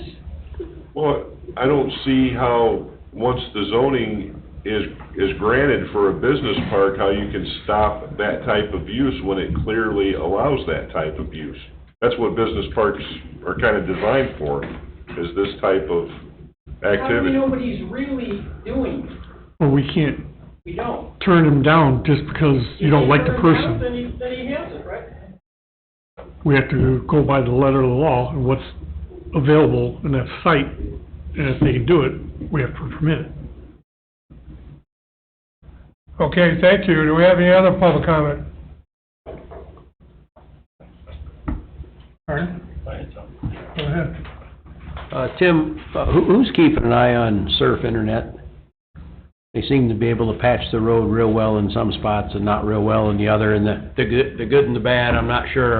We're kind of, we are keeping an eye on them basically daily, but as they finish their first section, and when they're finished, we do a final walkthrough inspection, so a lot of that stuff is temporary patching and fixing, so we've been doing a Cliff, and myself and Tim King and Nick Bridegroom, we all have been taking part in the final inspection process, which was only up in Crystal Oaks in there, so that's the way we're doing it, daily patches or whatever, the boring, they're boring little holes in the asphalt and patching them, but we're... How much are the road cut permits? Is it $250 a hole? No, the road cut permits are only for when they have to cut an actual bigger hole in the road, just, So on Morris, the circle cuts are not considered road cut, it's just a requirement for the boring. You have to locate all those gas lines or services. so down here on Morris, leaving town, That's from those that's not from that, that's not from Surf? No, that's from that, Okay, all right. That's from us. Fourth Main I thought I explosion. saw Surf there. Right. Those are on the list, we'll be fixing them shortly, but those are from us. Mr. President, can you Yes. indulge me for a minute? Sure. Carol, you asked a question last night, and I think I have a better answer than I gave you last night, although I didn't hate the answer I gave you last night. What is that, sir? When you asked about engineering and how important engineering was and why it was so expensive, there was a couple of facets. Millions of dollars we spend on it. And I've got a really good explanation for you today. Some of what you see and what we spend in engineering gets recaptured from developers and the people who have to have engineering review. So the number that you see isn't an actual number, because the town actually recaptures some of that money if the engineering is for a certain project or a specific project. That's what we pay Christopher Burke Engineering. Like you paid me $500,000? Yeah, some- You get what back? We For one thing, it was $500,000. get money back because the person who is developing things also has to pay part of that engineering, and that's what you don't see with what we pay out, but we take in money from that as well. And I can't give you the figures on that, but the number you cited, although it is a real number, it's not an actual number because the town recoups some of those fees that we pay Christopher Burke Engineering. Well, but if you're doing the road and it's our road, what do you get back? That is our project, and that's our project, it's not a developer project. So you don't get anything back? You paid We don't- $120-some thousand for the road he's doing. And I think that's And we don't normal, get that back, right? that's normal for a project like that, though, for We had construction. our own engineer. Well, Carol, and I gotta really, I thought about this a lot since you asked the question. I don't think a single engineer would solve the problem. And you worked in a hospital, and I want to explain it to you, and I want to use that for an example. There's all kinds of different doctors that work in a hospital. You wouldn't want a podiatrist to do your heart surgery, or a brain surgeon to work on something else. There's different types of engineers that understand different types of scales of work, and we have all different sorts of engineering that has to get done. And when you're dealing with a company like Christopher Burke Engineering, you kind of get an à la carte menu of specific engineers and what they can handle for their expertise. Because there's all kinds of different engineers, just like there's all kinds of different doctors.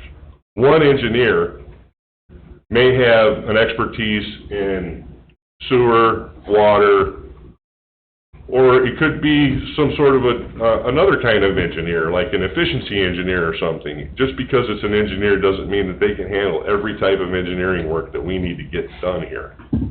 Well, I would think if somebody went to school that long, that they could do, more than, say, just sewers or just a road. Well, you could say the same thing about a doctor, but if I need heart surgery, I'm gonna make sure that I've got somebody that specializes in heart surgery, because that's something you wanna get right? Every profession has its own professional expertise in that field. You take an architect. An architect, no, I'm talking right now, so you just wait a minute. Okay. Well, go ahead. Thank you. Now, when you're gonna build this building, you go to an architect, John Brown Architect. That architect doesn't sit down and draw the footer, he doesn't sit down and draw the floor, the ceilings, the electrical. He has an electrical architect that draws the electrical part of it. He has a foundation concrete architect who takes care of that, structural, so on and so forth. It's the same thing with the engineering. One engineer isn't going to be able to cover every aspect of what the town needs, the same as an architect cannot cover every aspect of what a drawing needs. Plain and simple. Now, Greg's explanation, I heard you last night, and I heard his answer. And Greg's explanation to me is a good explanation. And I know he sat down and talked with Luke about it. And all he's saying is that the town gets a bill, they pay the bill, and then they go back to Mr. Developer and say, this is your portion of that bill that we paid. And then the developer gives them a check for that amount of money. It's the same thing with legal review. A lot of times when we have to have something legal reviewed, the town doesn't pay that bill. Whoever is doing the development pays that bill on the back side. We may pay it on the front side, but we recoup that money. So, it was a fair question you asked, and we're all about saving money, but I want to clarify how some of that stuff gets done behind the scenes, because obviously you don't see it all, you just see what we pay out in claims, and it's not as specific. It's horrific. It's not as specific, though. It blew my mind. It's not as specific, though, what we recapture. In a way, both of you men are wrong, because if you go to a cardiologist, he's already an internist. You know, he didn't just, boom, I'm a cardiologist. My late husband was a union electrician. He couldn't just put lighting in here. He could do burglar alarms. He could do a lot of things. If you're a nurse, you just don't work on one floor. If you're an RN, you can work pretty much on every floor. Well, that I would agree with, but RN isn't doing surgery. I have to look into it, but I would think if you're an engineer and you don't go to school, I think they go 6 years, maybe 8 years, I don't know. They go more than 4. That you're not tunnel vision where, hey, I only do roads.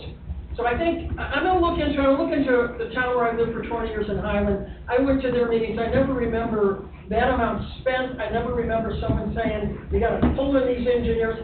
You know what I think the problem is personally? I think that on the town council board, we have one retired guy, okay?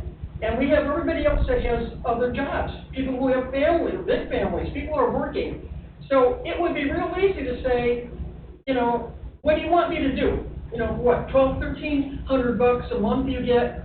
I'm gonna be you're supposed to be, we expect you to be constantly out there on the road and do it? You're a smart man.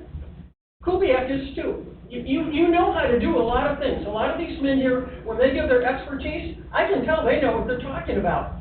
So I fail to see that there isn't a system that could be better run, where we could save millions of dollars because we're in such trouble.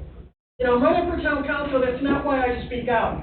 I'm not sure it's a good idea, because you know why? Carol, I'm not... And next year, we're in real trouble. I'm not... Are we in real trouble next year financially? We're getting off topic here. Carol, we've been in trouble since we got here. I didn't bring it up. In fairness, we've been in trouble since we got here. Pardon? We've been in trouble since we got here. That's the truth. It's not our fault. It's going to get worse.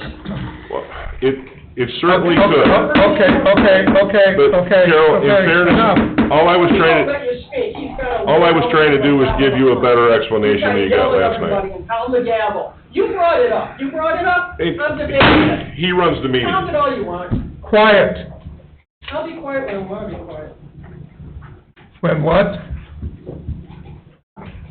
Yes, sir. Thank you. Last call for public comment. I had a question for Dave.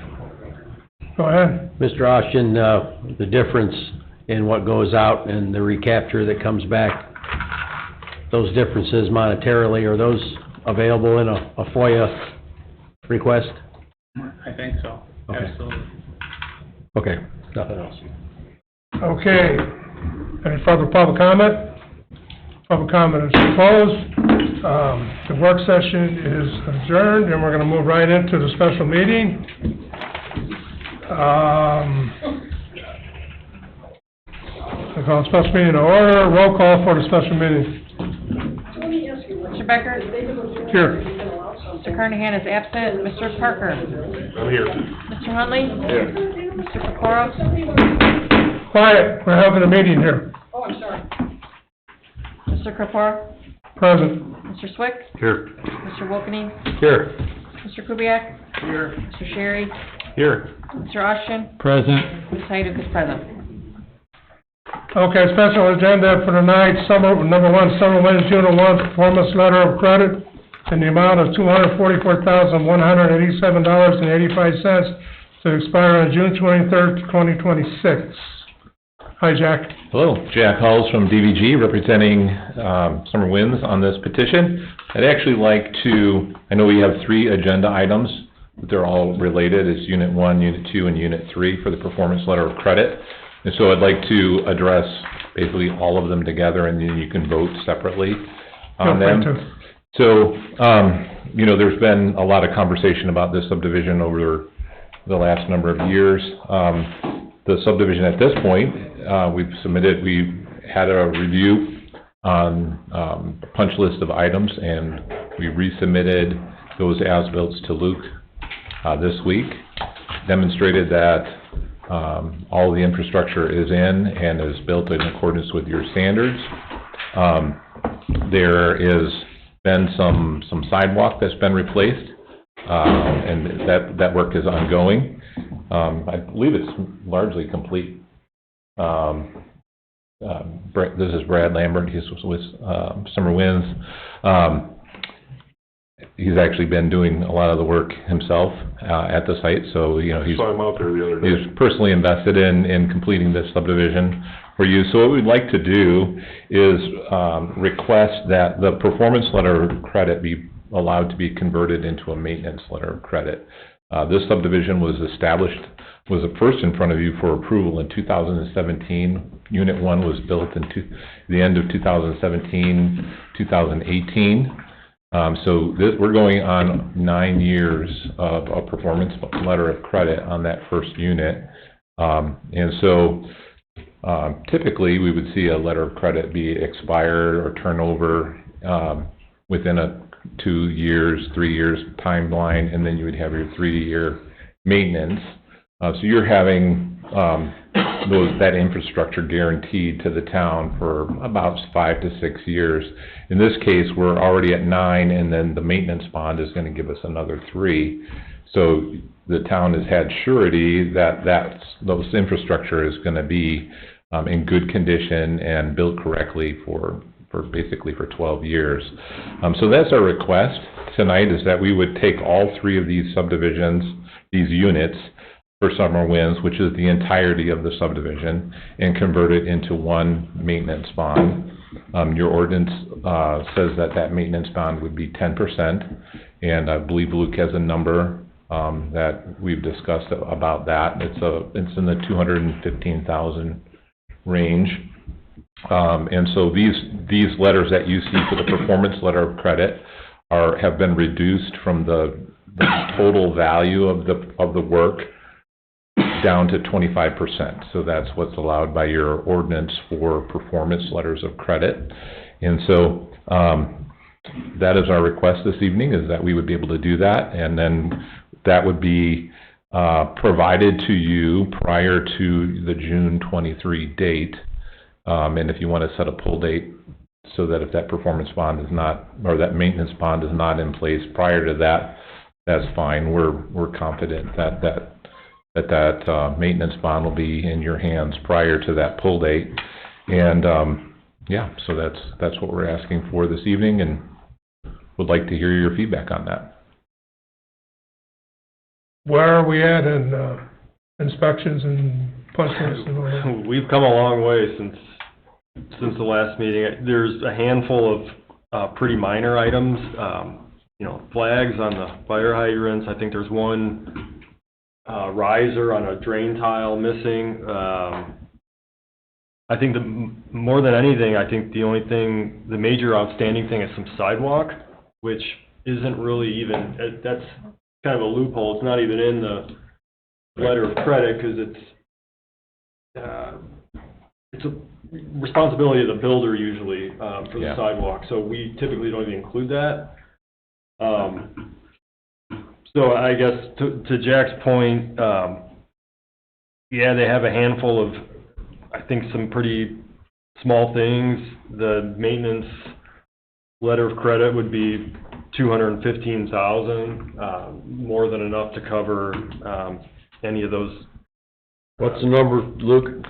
The exact number is $215,432.18.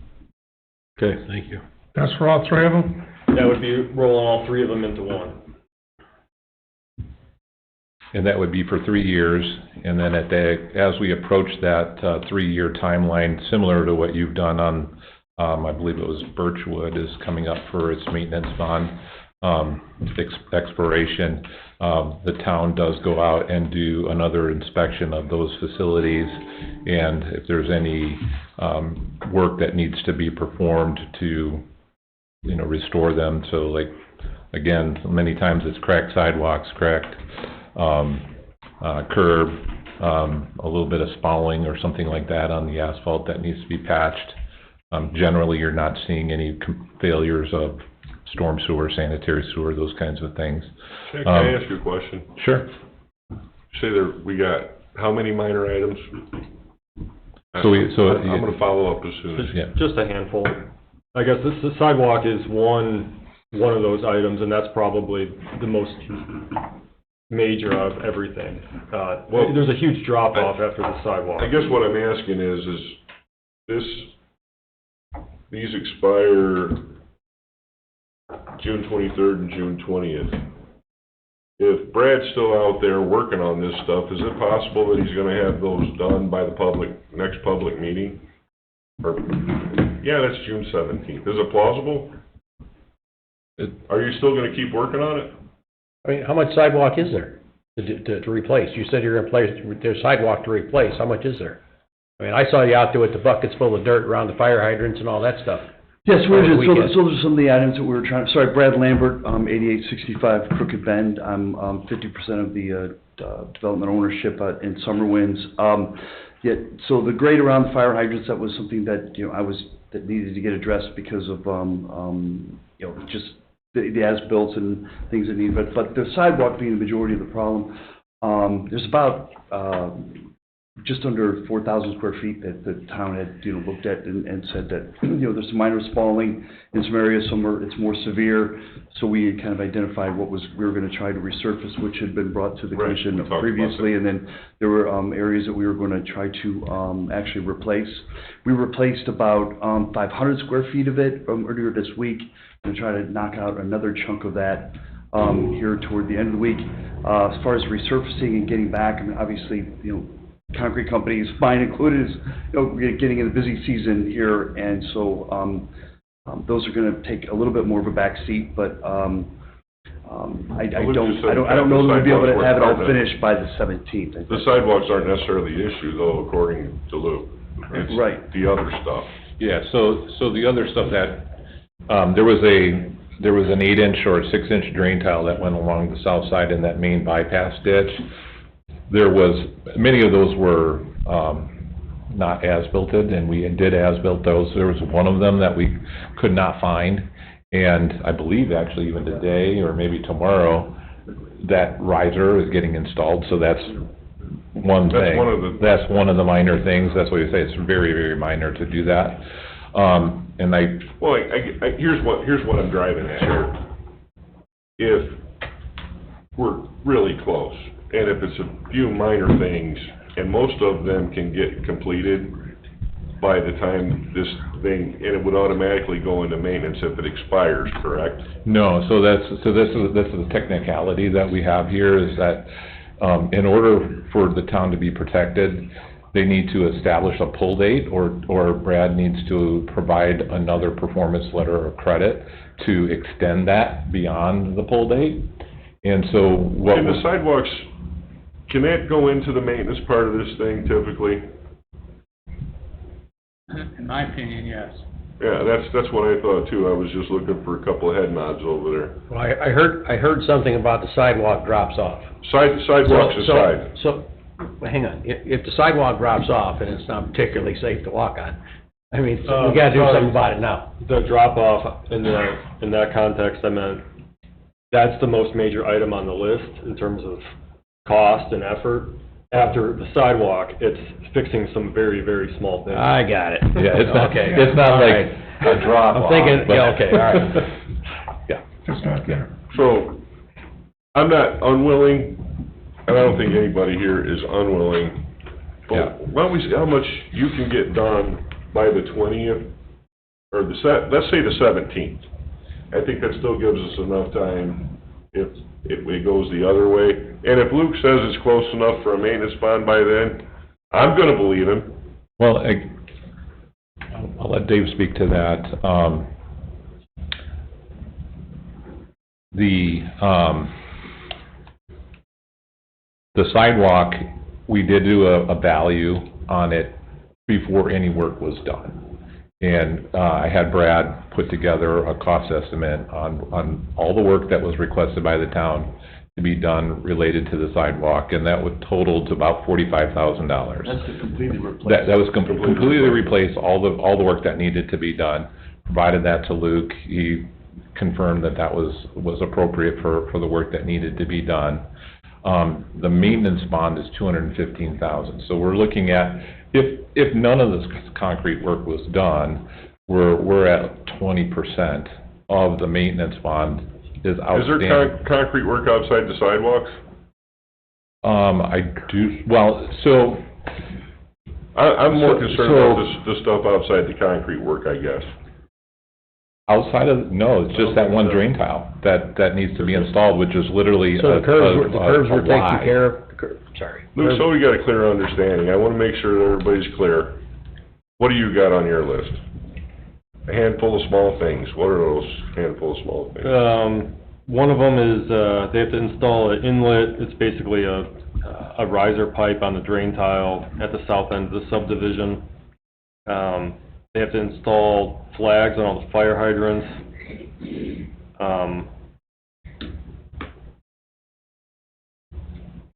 The rest is sidewalk.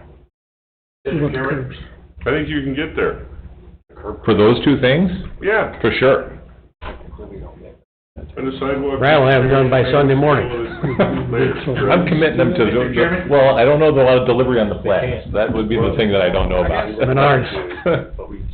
I mean, I think it's a good plan. I have no problem with them moving to maintenance. I just want to see the rest of this stuff get taken Yeah, care of. me too, and that's. I don't want to wait till the end of 3 years. As long as there's gonna continue, and if you're gonna continue to work on it, and Luke's gonna report back that you're gonna continue to work on it, and we don't have, I mean, You Mr. Chairman? realistically think you get the sidewalks, all that stuff done by fall? I mean, if you keep doing some every Oh, yeah, absolutely. I mean, I just want to get, and I know Brad wants to get it done too, because he showed that in the last 2 weeks, Well, since he's been out there every day. I think so, mean, too. We've been out there, he's been out there, Luke's been out there, but I just wanna be fair to everybody. I don't wanna set a precedent and have every developer come in here and wanna go to maintenance before they're done with performance. And you're carrying a lot of weight here because you always get it right. Try to, Yeah. yep. So- Jim, you got a question? Yes, I'd like to see the agenda change. If there's any remonstrators here against, on this subject, here are these three subjects. You want to amend the agenda? These remonstrators come after the vote. I wonder if there's any remonstrators before the vote That's fair. on these three subjects only. The chair has the gavel and can do that by his call. I didn't hear that. You can honor his request to amend the agenda. We have to vote though. Do I need a motion? If you choose. You don't need one, you can get one. You got one motion. I can just do a roll call on it? You need a second, I'll second. I got a motion to amend the agenda for remonstrators, by Mr. Hunley, seconded by Mr. Parker. Roll call, please. Mr. Becker? Yes. Mr. Parker? Yes. Mr. Swick? Yes. Mr. Hunley? Yes. Mr. Wilkeny? Yes. Mr. Caparo? Yes, motion carries 6-0. All right, grab a seat, and I'll see if there's any remonstrators. Do we have any remonstrators to speak on these three items? Jeff Beal, 10240 West 134th Avenue.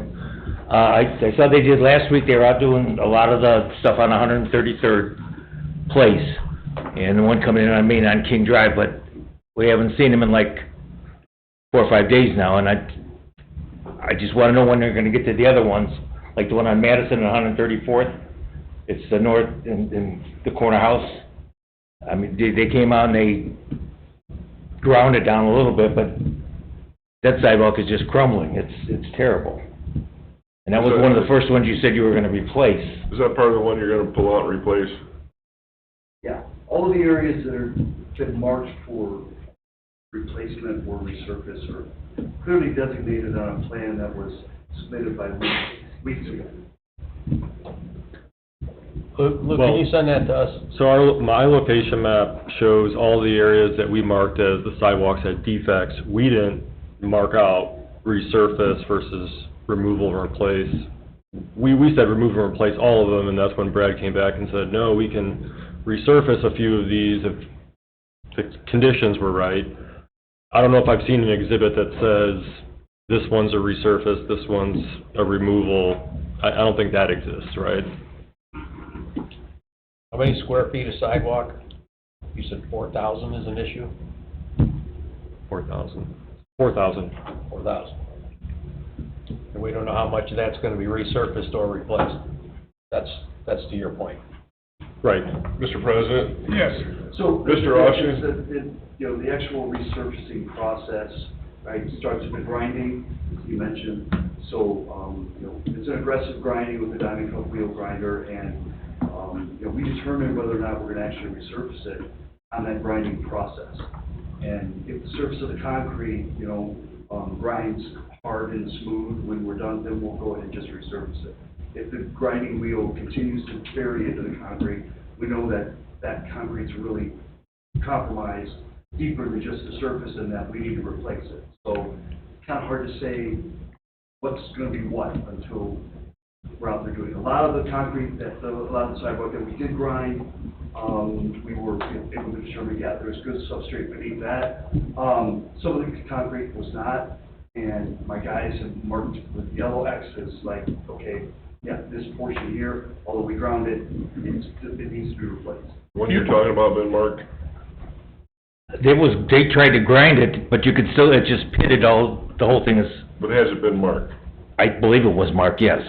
So that's probably one you're gonna, Well, I mean, that was, at the last meeting, that they said that one, since it was such a long run, is like 100 feet down Madison and another 50 on 134th, that they specifically said that was gonna be the one to be replaced, not just ground down. I mean, and then and they said when there's a sidewalk across a driveway, because of the heavy traffic with a car, that those would be replaced too, not just ground down.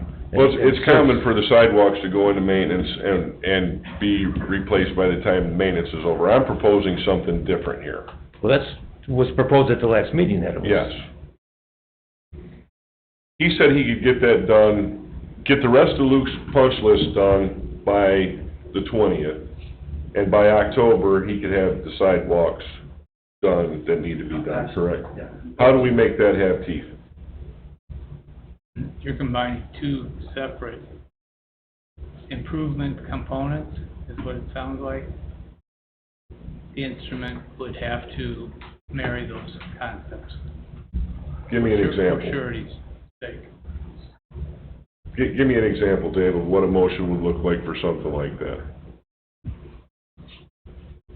You move to consolidate the maintenance with the performance of the two sections or two phases that are in question, so that they are all collectible for the entirety. You want the surety to be able to be used for the entirety of the improvements. Well, that need to be made. I guess that's my other problem, or my first problem, is Luke said there's plenty of money there, even if it goes to maintenance, if we have to end up. But if we're past the performance, then we don't have that ability, correct? That's true, exactly right. So we can blend them. Here's what I'm looking for, guys. I don't want it to take 3 years.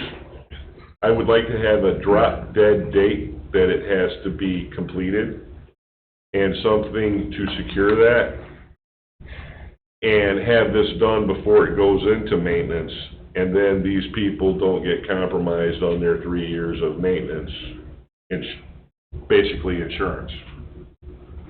So that's what I'm looking for. I mean, guys, is that fair? Well, with all due respect to the attempt to change the form of surety here, my recommendation to you would be to leave it alone. Leave it to be performance. Do not reduce it other than what is required by our ordinance. Is this compromised concrete in all 3 of these units? Do you guys know that? It's in all 3? I'm pretty sure. Yeah. I mean, there's different areas scattered all over the subdivision. I mean, it's no different than any other subdivision. You go look at anybody's concrete, any of the public sidewalk in any of the subdivisions, you're gonna see compromised concrete. Small and cracking itself. Brad, I have it myself, and I potentially learned something from you the last meeting about that product, because I'm gonna try it on some of my stuff myself. Yeah. Because I've got spalled concrete, and I wanna see if it works for what I got. And I listened to what you said in so much depth, and then I read about the product. I didn't even know that existed till you said it, so. Yeah. I think our major point at this juncture is that,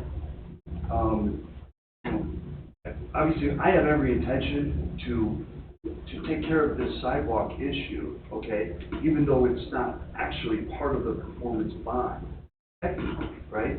I mean, and none of this is actually something we are, we need to take care of by the letter of the law.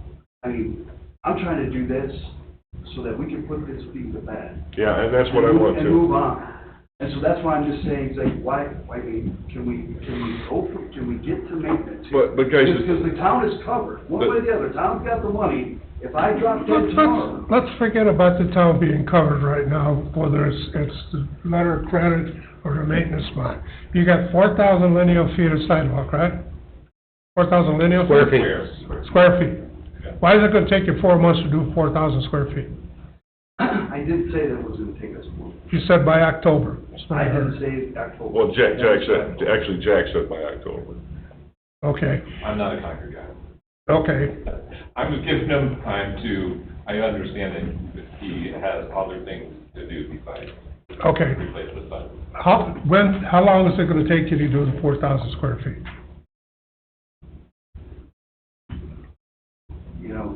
I don't know, I guess we could have it, we could probably have it done by the end of July. I mean, I'm just giving myself some time there, the 4th of July holiday. But I don't understand, why does it take that long? You got 4,000 square feet. How many guys are you running out there? Because we have other jobs that I'm contracted. I understand what other jobs are. I spent a lot of years in an industry doing work like that. Well, great, So- and so I'm just saying is that we're not gonna go and spend an entire week in the subdivision just replacing sidewalks. Well, you will if you want your money, and that's what I'm saying. Get it done, because my position is, performance bond, letter of credit stays until the work is done. That's my position. You've got 5 other guys up here.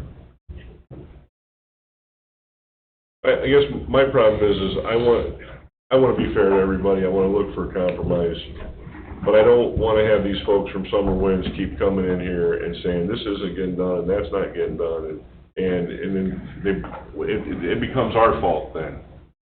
And that's, that kind of thing, and not to diminish their concerns, because I'm sure it's getting old for them, and I want to get it right, that's all. I want to be, and Jack, Yeah, and, I think, this whole matter of concrete sidewalks is a little contentious, obviously, because it's a personal to the folks that live there, and I get that. I have sidewalk in front of my house as well. But my builder put that in. The developer didn't put that in. And so, the surety that you're asking Brad as a developer to pay, he didn't put that sidewalk in. He didn't pay the contractor originally to put that in. He had no guarantee about the performance of that work going in. It's interesting you say that. Why isn't the contractor on the hook? Why is Brad on the hook? Because you're making Brad be on the hook.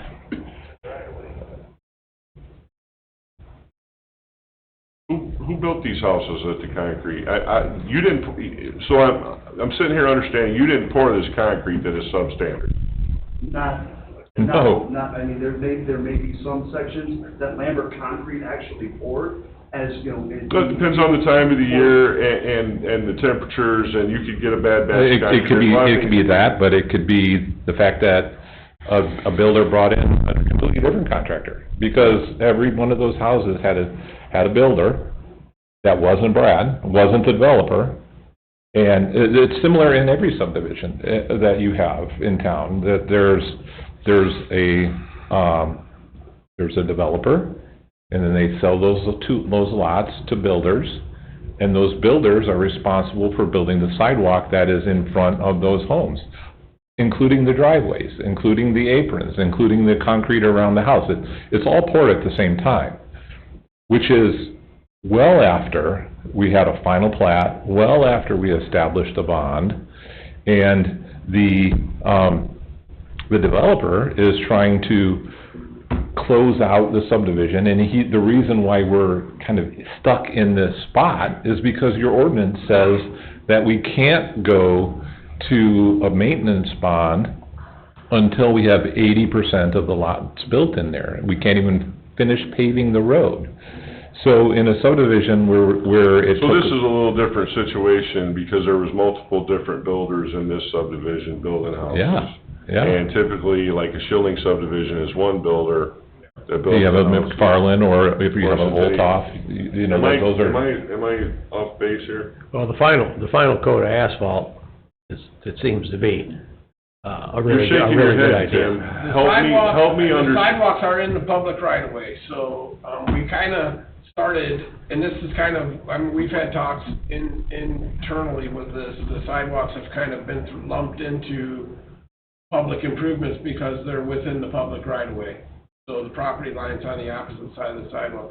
Everything that's being said is 100% true. A lot of different builders and contractors and board of driveways and sidewalks, it's just gotten to the point lately where, I mean, in Summer Winds, the sidewalks that are called out, there's 165 by 5 squares, which in all fairness, probably 50 of them are borderline being on the list, I would say, like, because there's a couple, spalling. There's some that are minor spalling, I would say, and then there's probably 75 of them that are terrible, like, just like the homeowners say, you're driving across a pebbly spot in your driveway because the sidewalk is disintegrated. Right. So that kind of draws the attention to it when we're inspecting, and then it turned into what it did, And again, Brad, I know developers for instance, didn't have anything to do with a lot of this. Right, and Still there. the fundamental difference that you have between concrete that's put in, let's say by the developer who's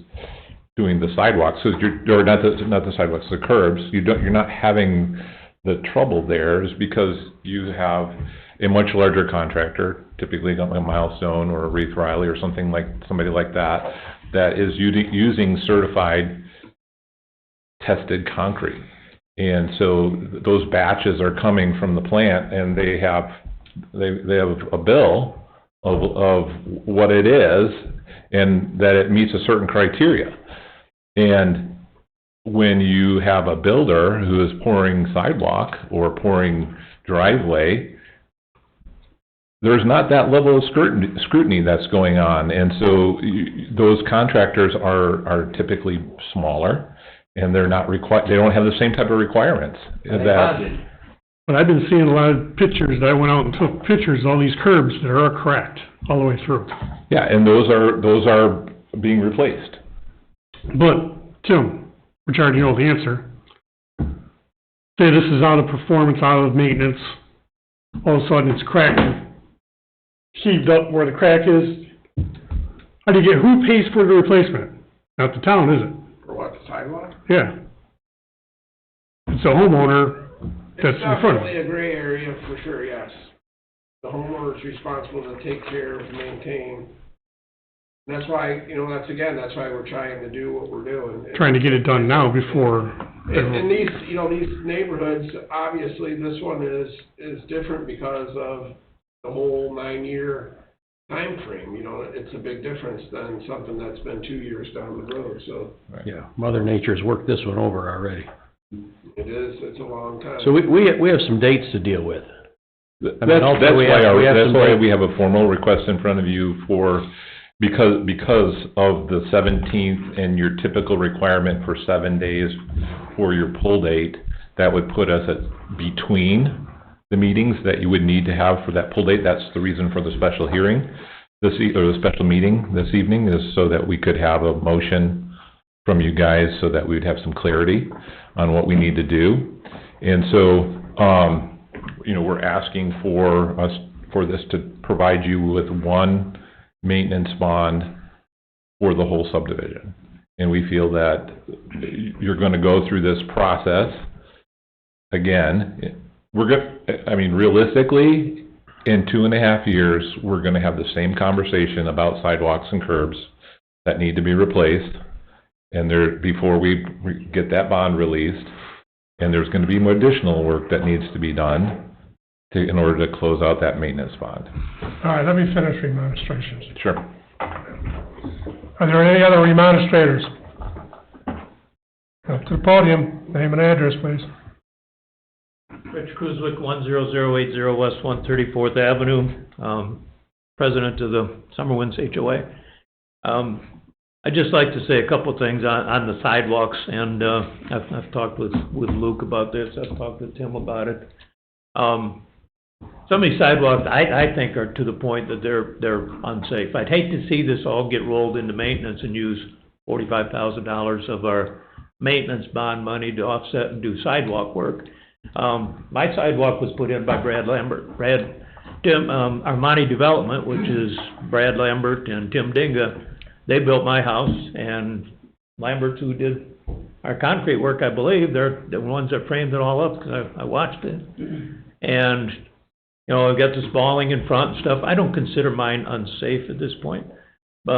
It's certainly deteriorating, but there are some that are unsafe. We've got one that's like this. If we start saying, oh, we'll get it done in a couple months or whatever, you know, you've probably got an inch or more uneven height. In one section, we've got a couple down the street from me on 134th Avenue, that it's all grit and pebbles. That's down near where Jeff lives. And I think they're unsafe. I mean, you can, I think you could skate and roll through a section of that down there where it's all pebbles. So I do think that sidewalks are something that should be addressed, and probably sooner than later, with particularly some of those unsafe. And like I said, I'd hate to see that come out of maintenance. The other thing is the south side of the subdivision back, and we talked about this the other day, Luke, the ditch area back there, where I know there's been some drainage issues. I know one got fixed, so the only one remaining is the one that you're talking about. That's back there too. That's a backyard drainage thing there. We know we got backyard one. south side of 134th Place. Is there another one? Correct. Or is that the riser we're talking about? That's the riser. Okay. So that is what we're referring to there? The riser's minor. Yeah. And, I mean, that's, what, an hour, if that? I didn't know if that tied in at all with this deal that where there wasn't supposedly gonna be basements, and we've got, you know, some kind of issues, I guess, with that. The other thing I wanted to say, and Linda, I don't know if you've got any update on that, but Tim Kubiak told me that finally, after some time here, they jetted out that pond on the west side of the fence there past us, and he said the pond dropped 2 feet overnight, and we're hoping that we finally got that problem behind us where we're flooding those backyards over on the west side. So thank you for getting that, and I hope that works. Yeah, it made a huge difference. I'm pretty confident that that's gonna do the job. I mean, I went back there the next day, and the water behind that fence went down 6 inches. It was almost, it wasn't dry, obviously, because it's been wet for 5 years, but the water was gone. So I'm optimistic that and we looked for that thing several times, never did find it, but finally got it done. Appreciate that, and hopefully that takes care of it, so. And there's one other, just as, you know, there was another neighbor on the north side of the lot. There's a couple of people that are complaining about the water coming from 133rd basically into their backyards, but that has nothing to do with these guys. Has nothing to do with the engineering, the development, or the... No, it's just something, I mean, we have an easement through there that needs to get cleaned up, and where the water main is, and I think that when that water main was put in, the town, it was part of moving, fixing stuff for this development, but I think we need to do a little bit of grading and clean up in our easement back there. Okay, any other administrators?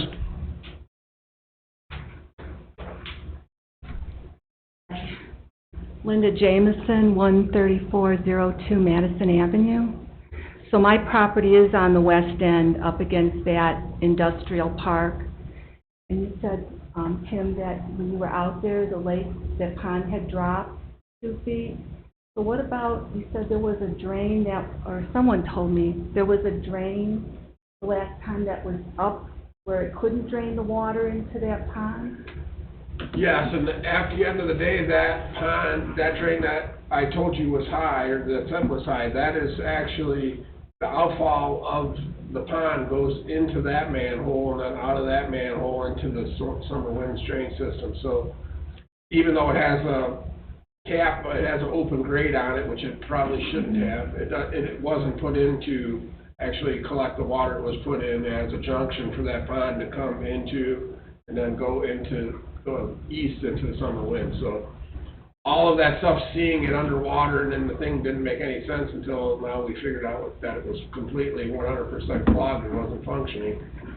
Now it makes a whole lot more sense, and we, it's working now, so. So the water that falls off of that parking lot behind us is going to drain? It all the does, way it to will that drain now, and pond? there's still some work that needs to be addressed behind you in that parking lot. That easement needs to be cleared back down to the original grade, so but at least now the water level is, the emergency situation is done, but we still need to get that easement cleared back out and get that dropped down to the proper level. Okay, so should we wait? So, of course, we want to do something but on that edge of the property to build it up, and, because now the ground is sunk and there's quite a big space with the fence. I would bet you the next time it rains, we're gonna see what happens, but I think this problem is gonna be done. I think that it's drying up quickly now, but I think that you can do whatever you would like to do, that being opened up, for sure. Okay, thank you. Thank you. Any other administrators? Last call? Administrations are closed. All right, what I would like to see happen is, I'd like to see this come to an end. I'd like to see him get his money. I would like to see all that done. Now, maybe the sidewalks aren't his responsibility, but he accepted responsibility for them in this room. So, in order to go forward and guarantee that this work gets done, the sidewalks, I would like to see a plan of the sidewalks that either need to be replaced or resurfaced. Doesn't have to say this is gonna be resurfaced, this one's gonna be replaced. One or the other, and the determination will be made by Mr. Lambert when he's there doing the project. Now, if this happens, I would agree upon doing a letter, turning it into a maintenance letter credit for the $215,432.18. But Mr. Lambert would have to put up some sort of security in the tune of, say, $50,000 to cover the sidewalk work. That guarantees that he's gonna do it, and if he doesn't do it, it doesn't come out of their maintenance. Sure. That's what I would like to see. I think that's a good solution. I don't know how we can do that legally. Mr. Austin has to tell us that. Yeah, I think, so I'm gonna echo back, so I'm making sure that we understand. So you're proposing that we would be allowed to take the subdivision and go into maintenance on the infrastructure for the $215,000 on units 1, 2, and 3. That's the number Luke gave us. That's the number that Luke gave us, and that we would provide a separate performance letter of credit in the amount of something. You proposed $50,000. Well, Yeah. Mr. Lambert said $45,000. Yeah, but that would be a separate performance bond for sidewalk improvements, and that would be posted for 6 months. Yeah, until he gets to work. Something like that, so that would be, that would give Brad the summer to get those sidewalks improvements done, and then that would expire. If the work was done, it would expire. If it was done, then we would come here and say, we've done it all in conformance with what the town has requested, and then that work is done. That's my train of thought. Of course, we've got 5 other people here and Mr. Lambert. Yeah. Mr. Austin, is that plausible?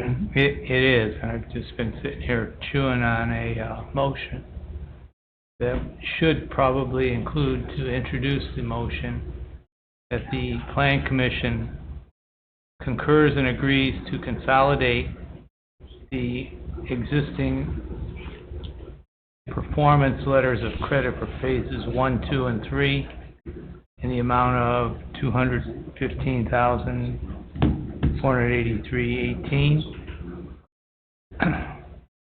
That those be consolidated into a single performance surety that there be a separate, an additional $50,000 surety for the assurance of completion of the improvements to the sidewalks discussed here and identified by our engineer, and that there is a time period certain, whatever that is, August, September, whatever that is, on the $50,000. Mr. Lambert, when can you have the sidewalks done? I mean, you're asking me to commit to something here. I mean, if you want me. Is 3 months, is 3 months not good? Sure, absolutely. Okay, all right, I'm not saying next week. I'm just. Did you have something you wanted to say? So, I think Brett, I think it was already stated by Dave, and that is that the list of repairs has already been established by Luke in his letter, and that those are the repairs that are being covered by the bond. The sidewalks. The sidewalk performance letter of credit. Right, as long as Luke's in agreement, Mr. Lambert's in agreement? Right. Dave, you didn't say take it to maintenance, though. You said condense. It should go to maintenance. Okay, all right. Yeah. I'm ready for a motion. It'd be a consolidation of the three existing. Consolidation, yep. Into maintenance. All right, got it. I just have one question before you make your motion. Is that to include that by the June 20th and 23rd, that the other minor things on the punch list are done to convert it to maintenance, Luke? Yes. Yeah. Okay. Sure. Fair enough. All the punch list needs to be done by the 20th and 23rd, excluding the sidewalks. Yeah, so on Luke's list, those are differentiated, they're in there, so it's very clear, on what we need to do. Yeah. Are we gonna get in trouble with the 20th and the 23rd? With those dates? No, because you're gonna set a poll date, that if he doesn't provide these bonds by that date, Right. then you'll pull on the performance, That should be what, June 16th? right? June 16th? June 6th, Yeah, so- that's Tuesday. So he needs to provide those letters of credit, a maintenance bond and a performance bond by the poll date. A single letter of credit. We're consolidating. Well, it's a maintenance bond for units 1, 2, and 3. That's right. A single surety for that maintenance Right. bond for the totality of open items. Correct, and then a performance bond in the amount of $50,000 to cover the sidewalk. And that's Also a good number, provide- right, Luke? Yeah, actually, it's pretty much right on the money, because if Brad's estimating 45, we would typically do 110% of that, and so that would come out to 50. Yep. Rounding. Yep. So it's a good number. Pull that right out of here. And, if Brad completes this work in a month, and he's already posted that bond for that performance, he can come in front of you and he could ask that to be released, because that work is complete. Yeah, but you're talking about the sidewalks? The sidewalks, correct. Yeah, whenever they're done, come in Whenever here. it's done, he can come back here and say, work's done. Luke and Tim approve Right. it, and No pre-performance penalty. Right. yeah, we don't want that 50,000, we want to just get. Yeah, and I understand why you want that. You want to make sure that work gets done. It's obviously, there's a little bit of consternation here about, who's actually responsible, but we want to get this project done just like you do. So I think we're at a spot where if that was a motion, that would be acceptable.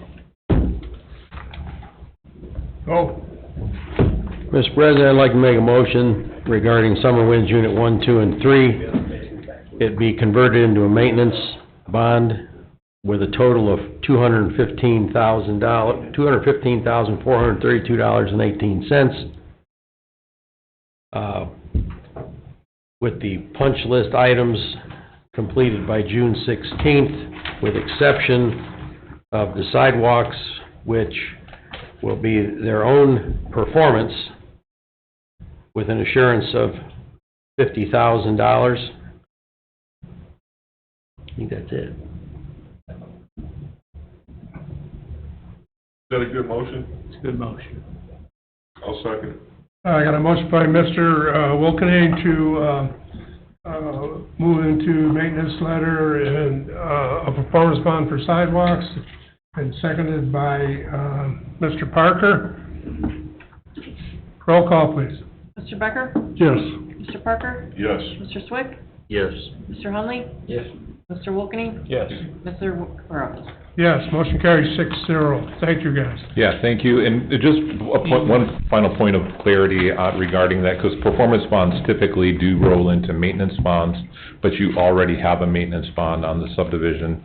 So this sidewalk performance bond would just, when the work is complete, would be expired, and it would not be converted into a maintenance The way bond. I understand it, Yes, correct. Yeah. Correct, yeah, Okay. 50,000 just drop off. Yep. And the maintenance will cover that Because portion. because it's its own. Yeah, just wanted to make sure we're walking away all clear on, Yes. on John, are we things. clear on the poll date? June We're 16th. assuming happy right now, but The punch list, June 16th, I said in the motion, thank you. as completed or pull date. Yep. Thank you. We appreciate the time, guys, we do. Okay. Thank you. All right, thank you. thank you. Okay, is there any public comment? Any public comment? Please. Can I just make one other comment? Yeah, give your name and address. Yeah, Rich Kruzik, 10080 West 134th.